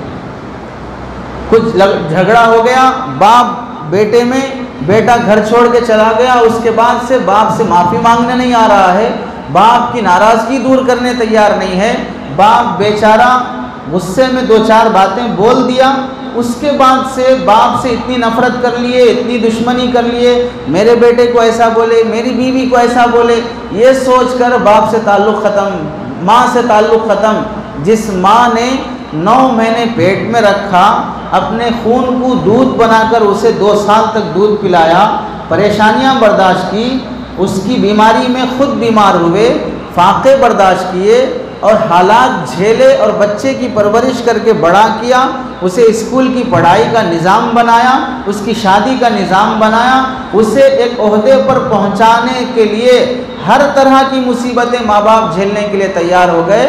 आज औलाद की खातिर, बीवी की खातिर, दोस्तों की खातिर, दुनिया की खातिर माँ बाप से झगड़ा करके रिश्ते तोड़ लेना, भाइयों से रिश्ते तोड़ लेना और बहनों से रिश्ते तोड़ लेना और प्रॉपर्टी के मसाइल में एक दूसरे के ख़िलाफ़ केस कर देना, रिश्ते तोड़कर जीने वाले की अल्लाह ताला आज की रात मग़फ़िरत नहीं करते। अल्लाह ने रिश्तेदारी बनाने के बाद, सुनो अल्लाह रहीम हैं, रिश्ते को अरबी में रहीम कहते हैं, रिश्ते को अरबी में रहीम कहते हैं। ज़ू रहम महरम, ज़ू रहम महरम का लफ्ज़ इस्तेमाल होता है, क़ता रहमी बोलते हैं। अल्लाह रहीम है, अपने रहमत से अल्लाह ने रिश्ता बनाया है। अल्लाह ने रिश्ते को बनाने के बाद रिश्तों ने अल्लाह से पूछा, अल्लाह आपने रिश्तेदारियां तो बना दी लेकिन रिश्ते निभाएगा कौन? अल्लाह ने फरमाया जो रिश्ता जोड़ेगा मैं उसे अपने से जोड़ूंगा, जो रिश्ता तोड़ेगा मैं उसे अपने से तोड़ दूंगा। जो रिश्तेदारी निभा नहीं सकता वो किसी का नहीं हो सकता। रिश्तेदारी में याद रखो, अल्लाह के नबी ने फरमाया रोज़ी में बरकत चाहते हो, उम्र में बरकत चाहते हो तो रिश्तों को जोड़ना सीखो। नफ़रतें तो ख़त्म करना सीखो, कुछ ऊंच नीच हो जाएगी माफ़ करना सीखो। रिश्ते तोड़ने वाले की दुआएं कबूल नहीं होती, रिश्ते तोड़ने वाले की आज रात मग़फ़िरत नहीं होती। रिश्तेदारी बड़ी नेमत है, रिश्तेदारी जानवरों को अल्लाह ने नहीं दी है, वह इंसानों को दी है। आप मुर्गियों में, गधों में, कुत्तों में, घोड़ों में, पूरे दुनिया की जानवरों में देख लो, आप बता सकते हैं ये घोड़ा इसका बेटा है, ये घोड़ा इसका चाचा है, ये घोड़ा इसका मामू है, ये इसकी खाला है, ये इसकी नानी है, ये इसकी दादी है। घोड़ों में बता सकते हो, मुर्गियों में बता सकते हो, कुत्तों में बता सकते हो। कुत्तों में, जानवरों में रिश्तेदारी नहीं होती, अल्लाह ने रिश्तेदारी इंसानों में रखी है। अब अगर ये इंसान वो रिश्तेदारी नहीं निभाता है, उसका लिहाज नहीं करता है, तो फिर इसमें और उन जानवरों में कोई फ़र्क बाकी नहीं रहेगा। रिश्ते तोड़ने वाले की आज रात अल्लाह ताला मग़फ़िरत नहीं करते। चौथा शख्स जो नाहक किसी को कत्ल कर देता है, अल्लाह आज की रात उसकी मग़फ़िरत नहीं करते। जान अल्लाह की दी हुई है, ये जान लेने का हक़ भी अल्लाह को है। अगर इंसान किसी की जान लेता है तो गोया के अल्लाह की मिल्कियत में, अल्लाह की प्रॉपर्टी में टांग अड़ा रहा है। मेरी जान मुझे खुद लेने का हक़ नहीं है। चाकू लेकर कोई आदमी अपना हाथ खुद काट ले, जायज़ नहीं है। ये तुम्हारा हाथ नहीं है, तुम्हारे बाप का भी नहीं है, ये अल्लाह का बनाया हुआ है। तुम्हें खुद अपनी जान लेने का हक़ नहीं है, तो फिर किसी और की जान लेने का तुम्हें क्या हक़ होगा। तो जो नाहक किसी को कत्ल करता है, अल्लाह उसकी मग़फ़िरत नहीं करते। मुसलमानों में बड़ी दर्द और तकलीफ़ की बात है, छोटी छोटी बातों पर नौजवान एक दूसरे को मर्डर कर देना। हर महीना 15 दिन में कहीं ना कहीं पर ख़बर सुनने को आती है, आज फ़लाँ जगह पे मर्डर हो गया, आज फ़लाँ जगह पे मर्डर हो गया। मुसलमान मुसलमान को मार रहा है, छोटी छोटी बातों पे कत्ल हो रहा है, मजाक मजाक में कत्ल हो रहा है, दोस्ती दुश्मनी में बदल रही है। 1000-1500 के लिए किसी का मर्डर कर दिया जाता है। जान एक बार मिलती है, बार बार नहीं मिलती है। सोचना चाहिए जिसको हम मार रहे हैं उसको नहीं मार रहे हैं, उसके पीछे छोटे मासूम बच्चे हैं, उसकी बीवी है, उसके बूढ़े माँ बाप हैं, वो शख्स सबका सहारा बना हुआ है। वो चला जाएगा तो इन सारे घर वालों का क्या होगा। 15 दिन पहले 2 नौजवानों का मर्डर हुआ, साल हुआ शादी होकर, एक की छोटी बच्ची है, एक का छोटा बच्चा है। ये छोटे बच्चे अभी बाप का प्यार भी नहीं पाए, बाप दुनिया से चला गया। 1 साल नहीं हुआ वो दुल्हन अब बेवा बन गई। 1 साल जिसकी शादी हुई है होकर, अब उस लड़की का दोबारा निकाह करने के लिए कौन तैयार होगा। फिर उस लड़की का घर कैसे बसेगा। वो रिश्ता ही माँ बाप कितनी मुसीबतों से, कितने पैसे जमा करके वो रिश्ता शादी किए थे, अब दोबारा फिर वो बेटी तन्हा नहीं, एक छोटी बेटी को लेके फिर घर आके बैठी है। अब उस बेटी का बोझ, फिर उसकी बेटी का बोझ, ये बूढ़े माँ बाप कहाँ तक बर्दाश्त करेंगे। ये किस वजह से हो रहा है कि नफ़रतें, मामूली नफ़रतें भी दुश्मनी में बदल रही हैं और लोग एक दूसरे की जान के प्यासे बन रहे हैं। अल्लाह ताला नाहक कत्ल करने वाले की मग़फ़िरत नहीं करते हैं। और तफसील से जुमा में हमारा बयान भी हो चुका, नाहक कत्ल करने के उन्वान से वो यूट्यूब पर अपलोड भी है कि अल्लाह ताला किस कदर नाराज़ होते हैं नाहक किसी का कत्ल करने पर, कैसी सख्त अज़ाबात उसके लिए अल्लाह मुतय्यन करके रखे हैं। 5वां शख्स जिसकी अल्लाह ताला मग़फ़िरत नहीं करते हैं वो है वालिदैन का नाफरमान, माँ बाप का नाफरमान। रिश्ते तोड़ने वाले की अलग मग़फ़िरत नहीं होती, माँ बाप की नाफरमानी करने वाले की अल्लाह ताला आज की रात मग़फ़िरत नहीं करेंगे। जिन माँ बाप ने अपने खून पसीना बहाकर बच्चे को पाल पोस के बड़ा किया है, उन माँ बाप का दिल दुखाना, उनकी नाहक हक तलफी करना और उन्हें ठेस पहुँचाना, उनसे रिश्ता तोड़कर जीना इतना बड़ा गुनाह है कि अल्लाह ताला आज की रात मग़फ़िरत नहीं करेंगे। इस वास्ते जो अपने माँ बाप का दिल दुखाकर जी रहे हैं, माँ बाप को उसकी नाफरमानी करके जी रहे हैं, माँ बाप की जिम्मेदारी बनती है बच्चों को अपनी कदर सिखाओ, बाप अपना बाप होना दिखाओ, माँ अपनी माँ होना दिखाए। लाड़ प्यार में बच्चों को ऐसे आगे ना बढ़ाओ कि बाद में चलकर वो तुम्हारे नाफरमान बन जाएं। अपनी हैसियत, अपना मकाम बताओ उनके दिल में। अल्लाह ने माँ का वो मकाम दिया कि माँ के कदमों के नीचे जन्नत है। अल्लाह ने बाप का वो मकाम दिया, अल अबू औसतु अबवाबिल जन्ना, बाप जन्नत का मेन गेट है। चाहे तुम उसकी हिफाजत करो, चाहे उसे ज़ाय करना हो तो ज़ाय कर दो, लेकिन बाप मेन गेट है। अगर तुम उसकी नाफरमानी करोगे तो जन्नत का मेन गेट तुम्हारे लिए ओपन नहीं होगा। रिज़ा उर रब्बी फी रिज़ा इल वालिद, बाप की खुशी में अल्लाह खुश होते हैं, बाप नाराज़ होने पर अल्लाह नाराज़ हो जाते हैं। तो हर शख्स अपने बाप की रजामंदी में अल्लाह की रजामंदी तलाश करे। बाप को ज़ोर से जवाब देना, बाप की बात नहीं मानना, माँ पर हाथ उठाना, ये ऐसी बदतमीज़ियाँ हैं जिसे अल्लाह कभी गवारा नहीं करते। हज़रत इमाम शाफ़ी रहमतुल्लाहि अलैह हदीस पढ़ाते हैं, फ़िक़ह पढ़ाते हैं, वक्त के इमाम हैं। फारिग होने के बाद घर वापस आते, माँ के सर में तेल लगाते, पैर दबाते, खिदमत करते, फिर माँ के तलवों को प्यार करते। माँ कहती, बेटा तू बड़ा इमाम बन चुका, लोग तेरे पास कुरान हदीस फ़िक़ह मसाइल पढ़ने आते हैं, मैं तो मामूली औरत हूँ, तो मेरे पैरों को चूम रहा है।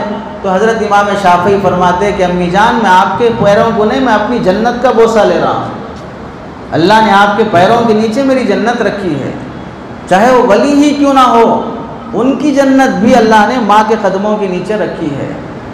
और उलमा ने लिखा है कि एक शख्स एक जमात का कब्रिस्तान से गुज़र हुआ तो वहाँ पर रात होते ही देखा कि कब्र के अंदर से गधे की आवाज़ आती है, कब्र के अंदर से गधे की आवाज़ आती है। तो ताज्जुब से पूछा, भाई ये आवाज़ कैसे है? तो लोगों ने बताया, यहाँ पर एक नौजवान शख्स को दफन किया गया, वो शख्स शराब का आदी था। उसकी माँ उसे नसीहत करती कि बेटा शराब बुरी चीज़ है, इससे दूर रहो। माँ जब उसे नसीहत करती तो बेटा माँ की बातों को टाल कर माँ को जवाब देते हुए कहता था, खामोश रहो, गधी की तरह मत चिल्लाओ। अपनी माँ को ये कहता था। तो अल्लाह ने उसकी सज़ा में मरने के बाद हर रोज़ रात होती इसकी खबर से गधे की आवाज़ आती है। अपनी माँ बाप से ऊंची ज़बान में बात मत करो, माँ बाप से आगे मत चलो, माँ बाप से पहले मत बैठो, माँ बाप के मशवरे के बगैर कदम मत उठाओ। लोग शादियों के बड़े बड़े फैसले माँ बाप की मर्ज़ी के बगैर कर लेते हैं। शरई मसले की बात अलग है, अखलाकी फरीज़े की बात की जा रही है। जिन माँ बाप ने पाल कर बड़ा किया है, तुम्हारी छोटी सी छोटी चीज़ के बारे में, जूते कैसे पहनना, कपड़े कैसे पहनना, कौन सा चॉकलेट खाना, कौन सा बिस्किट खाना, क्या तुम्हारे लिए अच्छा, क्या तुम्हारे लिए नुकसान, ये सोच सोच कर फैसला करके तुम्हारी हर मुसीबत में साथ देने वाले माँ बाप, अब तुम उनकी मर्ज़ी के बग़ैर शादी कर रहे हो, उनकी मर्ज़ी के बग़ैर लड़के का इंतखाब, लड़की का इंतखाब। हम दोनों एक दूसरे से मोहब्बत कर रहे हैं, माँ बाप राज़ी नहीं है, हम क्या करें? अरे तुम्हें अपनी इस नई आने वाली लड़की से ज़्यादा माँ बाप से मोहब्बत होनी चाहिए थी, जिन्होंने अपना खून पसीना बहाकर तुम्हारे लिए इतनी मेहनतें की है। तुम एक सड़क चलने वाली लड़की की मोहब्बत में माँ बाप को बदनाम कर रहे हो। लड़कियां माँ बाप के ख़िलाफ़ केस कर रही हैं कि हम दोनों खुशी से रजामंदी से शादी करना चाहते हैं, हमारे माँ बाप राज़ी नहीं हैं। बल्कि लड़कियां, मुसलमान लड़की पुलिस स्टेशन जाकर वो कहती है कि हमें सेफ्टी चाहिए, हमें हिफाजत चाहिए, हमें हमारे माँ बाप से डर लगता है। किस कदर घिनौनी बात है। माँ बाप का दिल कितना टूट जाता है उससे। जिन बच्चियों को हिफाजत में पाल कर, वो रिश्ता देख कर, रिश्ता तलाश करके अगर लड़की शादी के लायक हो जाती है तो कितने रिश्ते नहीं देखते हैं माँ बाप। मुनासिब रिश्ता, लड़की सुख आराम से रहे, लड़की को तकलीफ़ ना हो, वो अपनी प्रॉपर्टियाँ नहीं देखते हैं। बेटी की खातिर घर बेच देते हैं, बेटी की खातिर सूद पे भी लाना गवारा कर लेते हैं। ऐसे माँ बाप को नाराज़ करते हुए लड़कियां खुद से शादी कर रही हैं और फिर बोलती हैं कि भाई हम बड़े हो गए, हमारी मर्ज़ी, हमारी शादी में हमारा मर्ज़ी का दखल नहीं होता, शादी हमको करनी है, हमें ज़िंदगी गुजारनी है। आपको शादी करना है, आपका इनकार नहीं है।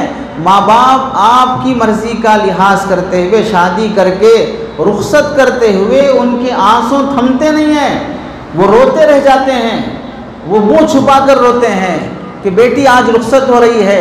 बाप बज़ाहिर आने वाले मेहमानों से हाथ मिलाता है, खुश होता है, लेकिन अंदर से वो भी रोते रहता है कि आज मेरी बेटी रुखसत हो रही है। भाई सबको दावत दे के खुश होता है, लेकिन अंदर वो भी रोता है कि आज मेरी बहन मुझसे जुदा हो रही है।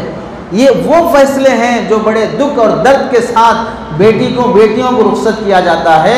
ऐसे प्यार भरे माहौल को तोड़कर बेटियां खुद से फैसला लेती हैं और माँ बाप को नाराज़ करके, माँ बाप का दिल दुखाकर शादियों के फैसले होते हैं, लव मैरिज किए जाते हैं। याद रख लो, दुनिया में आज तक जितने लव मैरिज हुए हैं उसमें 99% लव मैरिज फेल हुए हैं। कोई मोहब्बत वाली शादी कामयाब नहीं हुई है, कोई मोहब्बत वाली शादी कामयाब नहीं हुई है। क्यों कामयाब नहीं हुई? वजह यह है कि मोहब्बत की शादियों में इम्तिहान नहीं होता है। मोहब्बत की शादियों में इम्तिहान नहीं होता है। जैसे आप किसी से मोहब्बत कर रहे हैं तो क्या करते? भारी कपड़े पहनते, मेकअप करते, अच्छी घड़ी पहनते, भारी मोबाइल रखते, पैसे नहीं हैं, फटीचर हैं, कहीं से कर्जे लेते, कहीं से चुराते, कुछ ना कुछ करते। ये जो आपका बन ठन के जाना है उसको दिखाने के लिए है। ऐसे उधर से वो भी मेकअप करती, अच्छे कपड़े पहनती, अच्छा स्प्रे लगाती, अच्छा हैंडबैग लेती, सब करती है। क्यों? आपको दिखाने के लिए। ये आप ज़ाहिरी मोहब्बत एक दूसरे को अच्छे बंटन के दिखाने के, पैसे के, कुछ है जैसा, कुछ प्रॉपर्टी है जैसा, बड़ी दौलतमंद है जैसा, ये सब दिखाने की वजह से मोहब्बत हुई है। हकीकत में वैसे नहीं हैं आप, ऐसे दिख रहे हैं। जब शादी हो जाएगी तब हकीकत खुलेगी। अब वो शादी के बाद भी आपको वैसे ही बना सवरा देखना चाहेगी, शादी के बाद आपको वैसे ही बन ठन के देखना चाहेगी। आप सड़ी हुई चड्डी पहन के हैं, सड़ी हुई बनीन पहन के हैं, बदबू आ रही है। अब वो देखेगी पहले तो ऐसे दिख रहे थे, अब तो ऐसे दिख रहे हैं, पहले तो डबल का मिट्टा दिख रहे थे, अब गुलाब जामुन दिख रहे हैं। ख़त्म। इधर से भी मोहब्बत ख़त्म, उधर से भी ख़त्म, क्योंकि आपने ज़ाहिर को देख के मोहब्बत किया है, हकीकत नहीं देखी है। इस वास्ते अब वो सैलरी नहीं है, अब वो खूबसूरती नहीं है, अब वो मॉडलिंग नहीं है, तो सारी मोहब्बतें ख़त्म हो जाती हैं, फिर रिश्ते टूट जाते हैं। तो इस वास्ते माँ बाप की मर्ज़ी से शादी करो। माँ बाप से ज़्यादा तुम्हारे हक़ में कोई खैर खा नहीं है, माँ बाप से ज़्यादा कोई खैर खा नहीं है। हाँ, बाज़ माँ बाप के बारे में शिकायतें आती हैं। एक लड़की की शिकायत आई, माँ कह रही है कि छोड़ दे के आ जाओ, पाल लेते हम। क्यों पाल लेते साहब? पाल लेते इस वास्ते के उनके घर में कमाने वाला कोई भी नहीं है। शादी से पहले ये लड़की जॉब करके कमा रही थी, अब चली गई। अब वो माँ बोल रही है कि आ जाओ हम पाल लेते। पाल लेते नहीं, तुम हमको पालना है जॉब करके, इस वास्ते छोड़ के आ जाओ। ऐसी गलीज सोच रखने वाली माएँ अपनी बेटियों का घर बर्बाद कर देती हैं। वो माएँ थी जो शादी के मौके पर अपनी औलाद को बोलती थी कि बेटी अब तेरी डोली यहाँ से जा रही है, अब वहाँ से सिर्फ डोला आएगा, तू नहीं आएगी। कुछ भी हो जाए अपने माँ बाप, अपने ससुराल में रहो। ये होती थी माएँ जो नसीहत करती थी। अब छोटी छोटी बातों पर रिश्ते तोड़ लेने की बातें, अपने गुजारे की खातिर बेटियों का घर बर्बाद करने वाली माएँ वो हरगिज़ माएँ नहीं हो सकती हैं। वो तिजारत करने वाली ताइफाएँ हो सकती हैं जो बेटियों का घर उजाड़ देती हैं। तो जो नौजवान अपने माँ बाप का दिल दुखाते हैं उनकी आज रात मग़फ़िरत नहीं होगी। और छठे बदकार जिना करने वाली औरत और जिना करने वाले मर्द की आज रात मग़फ़िरत नहीं होगी। अल्लाह ताला बदकारी करने वालों की आज रात मग़फ़िरत नहीं करेंगे। शादी से पहले गर्लफ्रेंड बॉयफ्रेंड के नाम पे बदकारी, शादी से पहले वैलेंटाइंस डे के नाम पे बदकारी, शादी से पहले फ्रेंड्स डे के नाम पे बदकारी, शादी से पहले कल्चर है, चलता है, माहौल वैसा है, इस नाम पे बदकारी। शादी के बाद भी बाज़ शोहर बीवी से दूर रहते हैं। शादी के बाद 2-3 बच्चे होने के बाद भी बाज़ घरों में बदकारी के वाक़यात पेश आते हैं। बाज़ लड़कियां शादी से पहले बदकारी में मुब्तला होकर अबॉर्शन करने के वाक़यात पेश आते हैं। तो जो लड़के लड़कियां बदकारी में मुब्तला होते हैं, अल्लाह आज की रात उनकी मग़फ़िरत नहीं फरमाएंगे। बदकारी इतना घिनौना काम है, इतना बुरा काम है, अल्लाह रब्बुल इज़्ज़त उससे इतना नाराज़ होते हैं। उसका अज़ाब सिर्फ उन बदकारी करने वालों पर नहीं बल्कि अल्लाह ताला पूरे समाज पर उसका असर डालते हैं। पूरे समाज पर उस बदकारी का असर पड़ता है। गंदी फिल्में देखना, गंदे इश्तिहार देखना, गंदी तस्वीरें देखना। अब तो वो ऑनलाइन तालीम हो रही है, ऑनलाइन तालीम के बहाने बच्चों के हाथ में फ़ोन दे दिया गया, फ़ोन में ये वो चीज़ें देखते हुए वो किसी ऐसे चैनल पे चला गया, ऐसी लिंक पे चला गया जहाँ पर गंदी तस्वीरें होती हैं, बच्चों की नीयतें और बच्चों की तन्हाइयाँ गंदी होती जा रही हैं। ऑनलाइन तालीम बुरी नहीं है, लेकिन जो ऑनलाइन इंटरनेट में गंदी चीज़ें अपलोड करके रखे हैं वो गलीज़ किस्म के लोग अपने बिजनेस के खातिर वो हटाना नहीं चाहते और नस्लों को बर्बाद करना चाहते हैं। बच्चों को जब पढ़ना है तो वो ऑफलाइन भी पढ़ेंगे, ऑनलाइन भी पढ़ेंगे, लेकिन नेट पर जो गलीज़ चीज़ें भरी पड़ी हुई हैं उसकी वजह से नौजवान बर्बाद होते जा रहे हैं। ये मोबाइल तुम्हारे लिए ऐसा मुहलिक है, कल क़ियामत के दिन तुम्हारे हाथ में 2-2 घंटे जो मोबाइल पकड़कर गंदी चीज़ें देखते हो, ये हाथ गवाही देगा कि क्या क्या तुमने किया है, ये आंखें गवाही देंगे क्या क्या हमने किया है। तो तन्हाई में गंदी चीज़ें देखकर आदमी बदकारी की तरफ माइल होता है। लोग अब बिजनेस बना लिए हैं। मुसलमान लड़कियों और लड़कों के मुतालिक ऐसे वाक़यात सुनने में आते हैं कि माहाना 40-50 हज़ार का बिजनेस बनाकर जिस्म बेचना उनके लिए एक फैशन बन चुका है। अल्लाह रब्बुल इज़्ज़त ऐसे बदकारों को आज की रात मग़फ़िरत नहीं फरमाते हैं। और 7वां वो शख्स है जो शराब का आदी है, शराब की लत में लगा है। कई बार देखने का इत्तेफाक होता, शराब की दुकानों पर लोग लाइन लगा के खड़े हैं, शराब की दुकानों पर लाइन लगा के खड़े हैं, ऐसे चीज़ खरीदी जा रही है, कोई वो दवाई है, कोई सेहत की चीज़ है, मेहनत से कमाया हुआ सुबह से शाम तक आटो के पैसे, फूल बेचकर, फ्रूट्स बेचकर और कुली मजदूरी करके वो 60-100 रुपये की शराब की लत में लगकर आदमी बच्चों की ज़िंदगी बर्बाद, बीवी की ज़िंदगी बर्बाद, खुद कुछ कमाता नहीं, घर का सामान बेच के शराब का आदी बन चुका। जो शराब का आदी है उसके बच्चों की तरबियत बहुत ख़राब हो जाती है। बच्चे अगर माँ की मेहनत से अच्छे बन भी गए तो फिर उन बच्चों के लिए कोई मुनासिब रिश्ता नहीं आता, क्योंकि बाप शराबी है। बाप शराबी है, लोग पूछते हैं कि बच्ची अच्छी है, पढ़ी हुई है, दीनदार है, लेकिन बाप शराबी है, रिश्ता करना नहीं करना। हालांकि उस मासूम लड़की का कोई कसूर नहीं, उस गलीज़ आदमी की वजह से औलाद के रिश्ते सही नहीं आ रहे हैं, समाज में उसकी इज्जत ख़त्म हो गई। उसकी बीवी बेचारी किस लाड़ प्यार से अपने माँ बाप के यहाँ पली थी, अब इसकी इस नहुसत की वजह से दूसरों के घरों में बर्तन धोने पे मजबूर हो जाती है, घर में झाड़ू देने पे मजबूर हो जाती है। ये इतनी गलीज़ चीज़ है। बाज़ किताबों में उलमा ने लिखा है अल्लाह रब्बुल इज़्ज़त शराबी को कल जो अज़ाब देंगे क़ियामत के दिन वो इतना ख़तरनाक होगा। अल्लाह जहन्नम में एक नहर जारी करेंगे, वो नहर ऐसी होगी कि जिसमें दुनिया में जो लोग बदकारी करते हैं, ज़िना करते हैं, उन्हें जब अल्लाह जलाएंगे जहन्नम में, उनके जिस्म से खून पीप शर्मगाहों के रास्ते से निकलेगा। वो इतना होगा कि एक नहर की शक्ल में बहेगा। उस नहर का पानी अल्लाह ताला शराबियों को कल क़ियामत में पिलाएंगे। कितनी गलीज़ चीज़ से अल्लाह तबारक व तआला उसकी उस बदअमली का अज़ाब देते हैं। तो आज की रात मग़फ़िरत ना होने वालों में 7 लोगों का हमने आपके सामने ज़िक्र किया है। हासिल और ख़ुलासा ये है कि जो आदमी इन गुनाहों में मुब्तला हो उसे चाहिए कि तौबा कर ले, उसे चाहिए कि तौबा कर ले, शिर्क से तौबा करे, माँ बाप की नाफरमानी से तौबा करे, कीना हसद से तौबा करे, रिश्ते नाते तोड़ने से तौबा करे, नाहक किसी से लड़ाई झगड़े और कत्ल तक की बात आने से तौबा करे, और बदकारी से तौबा करे, शराब से तौबा करे। इन 7 चीज़ों से आदमी तौबा कर लेगा। अल्लाह आज की रात शुरू होने से ही फजर तक आ चुके हैं और निदा आ रही है कि तुम में से कोई मग़फ़िरत मांगने वाला है, मैं माफ़ करने तैयार हूँ। तो तौबा करें अपने उन गुनाहों से जिन गुनाहों में इंसान मुब्तला है। अल्लाह से दुआ है कि अल्लाह ताला हम सब की तौबा को कबूल फरमाए।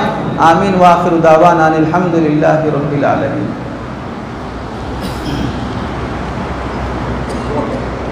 अल्हम्दुलिल्लाहि रब्बिल आलमीन। अल्लाहुम्मा सल्लि अला सय्यिदिना मुहम्मद व अला आलि सय्यिदिना मुहम्मदिन व बारिक व सल्लिम। रब्बना ज़लमना अनफुसना व इल्लम तग़फिर लना व तरहमना लनकूनन्ना मिनल ख़ासिरीन। रब्बना आतिना फिद दुनिया हसनतन व फिल आखिरति हसनतन व क़िना अज़ाबन्नार। ऐ करीम अल्लाह, हम सब के गुनाहों को माफ़ फरमा, हमारे ख़ताओं से दरगुज़र फरमा। आज की रात मग़फ़िरत की रात है, बख्शिश की रात है। अल्लाह, आप तो बेनियाज़ हैं, आपको पहले आसमान पे आने की ज़रूरत भी नहीं है। हम बंदों पे रहम करते हुए आप हमें पुकार रहे हैं, हमें बुला रहे हैं, हमारी तौबा का आप इंतज़ार कर रहे हैं। ऐ करीम अल्लाह, हम बेअदबों को अदब सिखा दे। ऐ अल्लाह, हम गुनहगारों को बख्श दे। ऐ अल्लाह, हम नाफरमानों को फरमाबरदार बना दे। अल्लाह, रात के अंधेरे में, दिन के उजाले में, जाने अनजाने में जो गुनाह हो चुके सबको बख्श दे। तुझसे बगावत करके हम कामयाब नहीं हो सकते, तेरी रोज़ी खा के तेरे ख़िलाफ़ नहीं चल सकते, तेरे जिस्म से तेरे दुश्मन नहीं बन सकते। अल्लाह, हम ऐसे नहीं हैं, हमारे अंदर कमज़ोरी है, हम इस लायक नहीं हैं। ऐ मौला, हमें गुनाहों का मौका ही ना दे, हमें इम्तिहान का मौका ही ना दे। अल्लाह, हमें गुनाहों से बचने के मौके नसीब फरमा, नेकियों से मोहब्बत, गुनाहों से नफ़रत नसीब फरमा। अल्लाह, सूदी कारोबार से हमें बचा ले, शराब से बचा ले, कीने और हसद से बचा ले। अल्लाह, कत्ल से बचा ले। ऐ करीम अल्लाह, माँ बाप की नाफरमानी से बचा ले, शिर्क से बचा ले।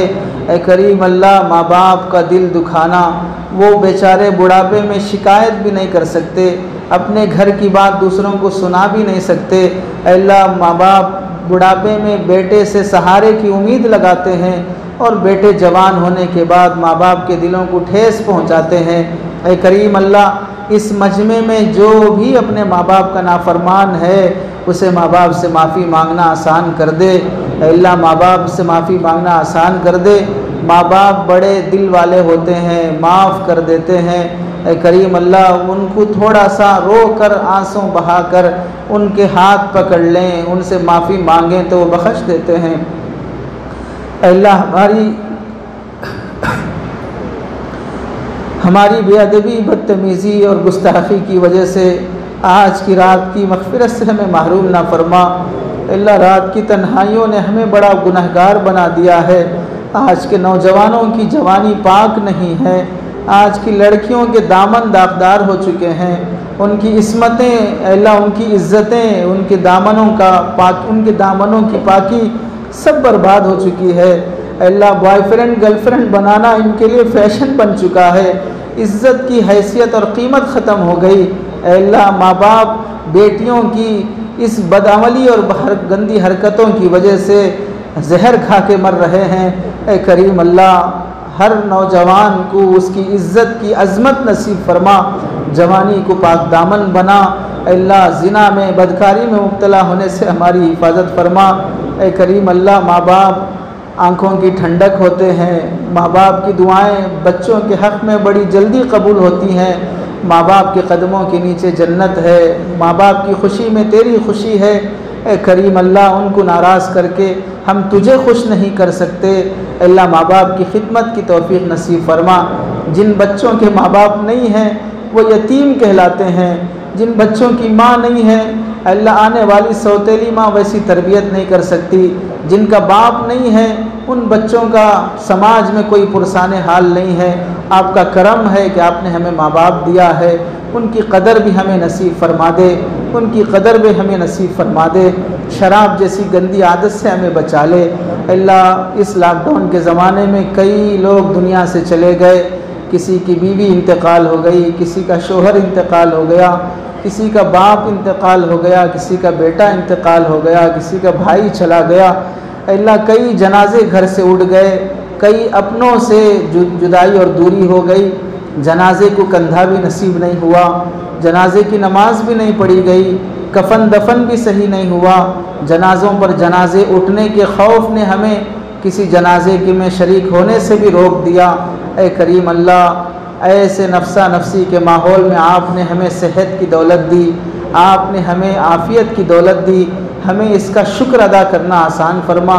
जो हमारे रिश्तेदार चले गए उनकी मग़फ़िरत फरमा, अल्लाह जो वायरस की बीमारी में मुब्तला हैं उन्हें शिफा नसीब फरमा, इस वायरस को ख़त्म फरमा। अल्लाह इस वायरस को ख़त्म फरमा, हमारे अंदर क़ुव्वत बर्दाश्त पैदा फरमा। है करीम अल्लाह, बहुत से घरों में बेटियों की शादियों के मसले हैं, माँ बाप परेशान हैं। कहीं घरों में कई औरतों ने आने वाले हमारे इन दोस्तों से कह के भेजा होगा, अजी आप मस्जिद जा रहे हैं दुआ करते आओ कि बेटी का रिश्ता हो जाए, मस्जिद जा रहे हैं तो दुआ करते आओ कि बेटे को नौकरी मिल जाए, मस्जिद जा रहे हैं तो दुआ करते आओ कि अब्बू की तबीयत अच्छी हो जाए। वो माएँ, वो घर की ख़वातीन कुछ उम्मीद लगा के दुआओं की दरख्वास्त की हैं, फ़ोन से करती हैं, उम्मीदें लगाती हैं, वो हमारे घर की तमाम खिदमतें करती हैं। ए करीम अल्लाह, उन माओं को मायूस होने से बचा ले, उन माओं की दुआएं कबूल कर ले, उन औरतों की दुआएं कबूल कर ले।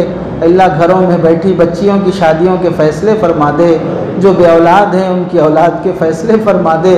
औलाद बड़ी नेमत होती है, न मिलने पर आदमी कितना टूट जाता है। ए करीम अल्लाह, जिनकी औलाद नहीं है उनको औलाद अता कर दे। अल्लाह जिनके घरों में झगड़े चल रहे हैं उन्हें ख़त्म फरमा दे। अल्लाह जिनके घरों में माश की तंगी के मसले हैं उन मसाइल को ख़त्म फरमा दे। अपने 2 वक्त की रोटी की खातिर लोगों के सामने हाथ फैलाना पड़ता है। ए करीम अल्लाह, किराएदार होते हैं तो मालिक मकान के ताने सुनने पड़ते हैं। अल्लाह होटलों पे काम करते हैं तो वेटर बनकर गालियाँ सुनने पड़ते हैं। ए करीम अल्लाह, तमाम मुसलमानों की रोज़ी में बरकत दे दे, इज़्ज़त वाली रोज़ी दे दे। नौजवान जो पढ़ रहे हैं, जॉब की कोशिश में हैं, इंटरव्यूज़ दे रहे हैं, अल्लाह इन्हें आसानी वाली, इज़्ज़त वाली, बरकत वाली जॉब अता कर दे। अल्लाह इन्हें रोज़ी अता कर दे। ए करीम अल्लाह, आज की रात आप पहले आसमान पर निदा लगा रहे हैं, कोई है बख्शिश मांगने वाला, मैं माफ़ करने आया हूँ। अल्लाह हम सब भिखारी तेरे दरबार में बख्शिश मांगने आए हैं, हमारे झोलियों को भर दे, हमारे दामनों को भर दे। हमने सुना है एक फ़कीर अंधा दिखाई नहीं देता, कटोरा लेकर घर घर भीख मांगते फिरते आया, मस्जिद के दरवाज़े पर आवाज़ लगाया, जवाब नहीं मिला तो कहने लगा किसका घर है, न देता है न जाने को कहता है। किसी ने कहा ये अल्लाह का दर है, उसके रोंगटे खड़े हो गए, उसने अपना कटोरा फेंक दिया और कहने लगा कि जब बादशाहों के बादशाह के दर पे आ गया तो अब किसी के दर नहीं जाऊंगा। अल्लाह वो पैसे का भिखारी जिस तरह अपना कटोरा तोड़ दिया, हम मग़फ़िरत के भिखारी अल्लाह दुनिया से नाउमीदी के कटोरे तोड़कर तेरे सामने उम्मीद के कटोरे लेके आए हैं। हमारे कटोरों में मग़फ़िरत की भीख डाल दे अल्लाह, हमारे दामन में जन्नत डाल दे अल्लाह, हमारे दामन में अपनी मोहब्बत और मारिफत डाल दे अल्लाह। तेरे दर को छोड़कर जाएंगे तो किसी का दर नहीं खुलेगा अल्लाह, तेरे ख़जाने के अलावा किसी के यहाँ कोई ख़जाना नहीं है। तू नहीं बख्शेगा तो किससे माफ़ी मांगेंगे अल्लाह, तू ही ने सबको बख्शा है, तेरे ही कब्ज़े में जन्नत है, तेरे ही कब्ज़े में जहन्नम है अल्लाह। ए करीम अल्लाह, हमें बख्श दे, तू बख्श देगा तो तेरे ख़जाने में कमी नहीं आएगी, नहीं बख्शेगा तो हमारा बेड़ा गर्क हो जाएगा। ए दाताओं के दाता, ए बादशाहों के बादशाह, ए करीमों के करीम, ए रहीमों के रहीम, ए मालिकों के मालिक, या अरहमर राहिमीन, या अकरमल अकरमीन। ए करीम अल्लाह, बख्श दीजिए, बख्श दीजिए, हमारे गुनाहों को माफ़ फरमा दीजिए। हमने सुना है एक बनी इसराइल का नाफरमान जिससे पूरा समाज बेजार होकर उसे गांव से बाइकाट कर दिया, जंगल में उसकी मौत आने लगी। वो मरते वक्त कहने लगा अल्लाह, तूने मुझे ऐसा बनाया कि मेरी कौम मुझसे नफ़रत करने लगी और मेरी जान उस वक्त निकल रही है जबकि जंगल में मेरा कोई सहारा नहीं है। अगर तू मुझे माफ़ करने से तेरे ख़जाने में कमी आती है तो मुझे माफ़ करने की ज़रूरत नहीं है। अगर तेरे ख़जाने में कमी नहीं आती है तो फिर मुझे माफ़ करने में देरी न कर। इस वक्त अगर मेरे सरहाने मेरे माँ बाप होते, मेरी जान निकलती देखते तो वो मेरी रूह के निकलने को देखकर तड़प जाते। मेरी बीवी होती तो वो अपनी उम्र मेरे हवाले कर देती। मेरे बच्चे होते तो मेरी तड़पने को देखकर वो अल्लाह दुआएं करते। सबसे महरूम करके तू मेरी जान ले रहा है अल्लाह। उस बनी इसराइल की दुआ ने तेरी रहमत को जोश लाया। फरिश्तों को आपने उसके माँ बाप बना के भेज दिया, उसकी जनाजा पढ़ने को मग़फ़िरत का सबब बना दिया। हज़रत मूसा से कहा कि उसकी जनाजे की नमाज़ पढ़ो। अल्लाह जब बनी इसराइल के गुनहगार की आप मग़फ़िरत कर सकते हैं, अल्लाह हम तो बनी इसराइल से आगे तेरे नबी के उम्मती हैं, तेरे प्यारे मोहम्मद मुस्तफ़ा सल्लल्लाहु अलैहि वसल्लम के गुनहगार उम्मती हैं, तेरे लाड़ीले नबी के उम्मती हैं। हम उतने बड़े गुनहगार नहीं हैं कि हमें कौम बैकाट कर दे। अल्लाह हमें भी अपने रहमत की चादर में समेट ले, हमें अपनी मग़फ़िरत की चादर उड़ा दे। ए करीम अल्लाह हमारे गुनाहों की बख्शिश के फ़ैसले फ़रमा दे। आपने हज़रत आदम की तौबा कबूल की है, हमारी भी तौबा कबूल कर ले। आपने हज़रत इब्राहीम को नमरूद की आग से बचाया है, हमें जहन्नम की आग से बचा ले। आपने हज़रत इस्माइल को चाकू से बचाया है, आज के लोगों के कत्ल के वाक़यात से बचा ले। अल्लाह आपने हज़रत यूसुफ़ को जेल से निकाला है, आज के नौजवानों को जेल से निकाल दे। आपने हज़रत मूसा को फ़िरौन से बचाया है, आज उम्मत मुस्लिमा को वक्त के फ़िरौनों से बचा ले। आपने हज़रत ईसा को यहूदियों से बचा के आसमान पे उठाया है, आज की जालिम ताकतों से आफ़ियत के साथ हमें अपने पास बुला ले। आपने हज़रत ज़करिया को बुढ़ापे में औलाद दी है, अल्लाह आज जो भी औलाद है उनको औलाद दे दे। अल्लाह आपने हज़रत अली और फ़ातिमा का बेहतरीन जोड़ा बनाया है, आज जो बेजोड़ा हैं उनके जोड़े के फ़ैसले फ़रमा दे। करीम अल्लाह हर नबी की आपने दुआएं कबूल की है, हमारी दुआएं भी कबूल फ़रमा ले, हमारी ज़रूरतें भी पूरी फ़रमा दे। करीम अल्लाह माँ बाप की नाफरमानी से बचा ले, माँ बाप की आँखों में आंसू निकलने से बचा ले। अल्लाह माँ बाप की बद्दुआ लेने से बचा ले, उनकी ज़िंदगी की कदर नसीब फरमा, उनकी खिदमत को सआदत का समझने की तौफीक अता फरमा।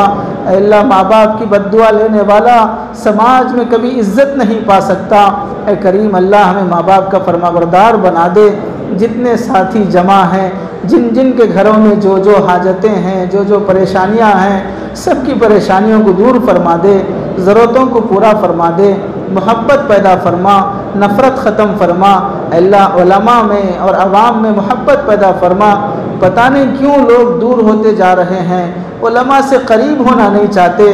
अल्लाह ये दूर हो जाएंगे तो फितनों में पड़ जाएंगे, ये दूर हो जाएंगे तो इनका ईमान गारत हो जाएगा। इन उलमा का चीखना चिल्लाना, इन उलमा का इनको नसीहत करना, बयानात में इनको डांटना तंबीह करना इनकी आखिरत की खातिर है।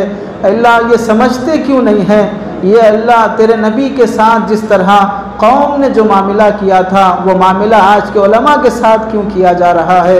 ए करीम अल्लाह इनके दिलों में उलमा की अज़मत पैदा फरमा दे, इनकी आखिरत की खातिर, इनकी नस्लों की ईमान की हिफाजत की खातिर उलमा की सोहबत इन्हें नसीब फरमा दे, उलमा का दीन इन्हें नसीब फरमा दे। ए करीम अल्लाह जो कुछ भी परेशानियां हमारी ज़िंदगी में हैं उसे ख़त्म फरमा। अल्लाह ज़ालिम ताकतों के जुल्म को ख़त्म फरमा, हरमैन शरीफ़ैन की हिफाजत फरमा, दोबारा हज की सआदत नसीब फरमा। तेरे नबी के रोज़े पे खड़े होकर दरूद व सलाम पढ़ना आसान फरमा। अल्लाह 1 साल से ज़्यादा हो गया तेरे नबी की जाली को छुए हुए, तेरे नबी के रोज़े पे खड़े होकर दरूद व सलाम पढ़े हुए, तेरे सहाबा के उस कब्रस्तान में हाज़िरी दिए हुए। अल्लाह हमने इतने गुनाह किए, इतने गुनाह किए कि अब नबी के रोज़े की हाज़िरी भी सी महरूम हो गई। अल्लाह हज की तौफीक से महरूम हो गए, अल्लाह उम्रे की तौफीक से महरूम हो गए। अल्लाह हमारे इन गुनाहों को बख्श दे, अपना घर दिखा दे, नबी के दर की हाज़िरी सआदत अता कर दे। अल्लाह नबी के दर की हाज़िरी अता कर दे, वहाँ सलाम पढ़ना आसान कर दे, वहाँ दरूद पढ़ना आसान कर दे, तेरे नबी की शफ़ाअत और ज़ियारत नसीब फरमा दे। अल्लाह मुसलमानों में इत्तेहाद पैदा फरमा दे। अल्लाह हिंदुस्तान में ख़ास तौर से पूरे आलम में उमूमी तौर पर अमन के फ़ैसले फरमा दे, मुसलमानों को इज़्ज़त नसीब फरमा दे। अल्लाह बीमारियों से बचा ले, ज़रूरतों को पूरा फरमा दे, जो मांगा है वो भी नसीब फरमा, जो मांगने से रह गया वो भी नसीब फरमा। हमारी दुआओं को अपने फ़ज़्ल व करम से कबूल फरमा। जज़ल्लाहु अन्ना मुहम्मदन मा हुवा अलैहि सल्लल्लाहु अलैहि वसल्लम बिरहमतिका या अरहमर राहिमीन वल्हम्दुलिल्लाहि रब्बिल आलमीन।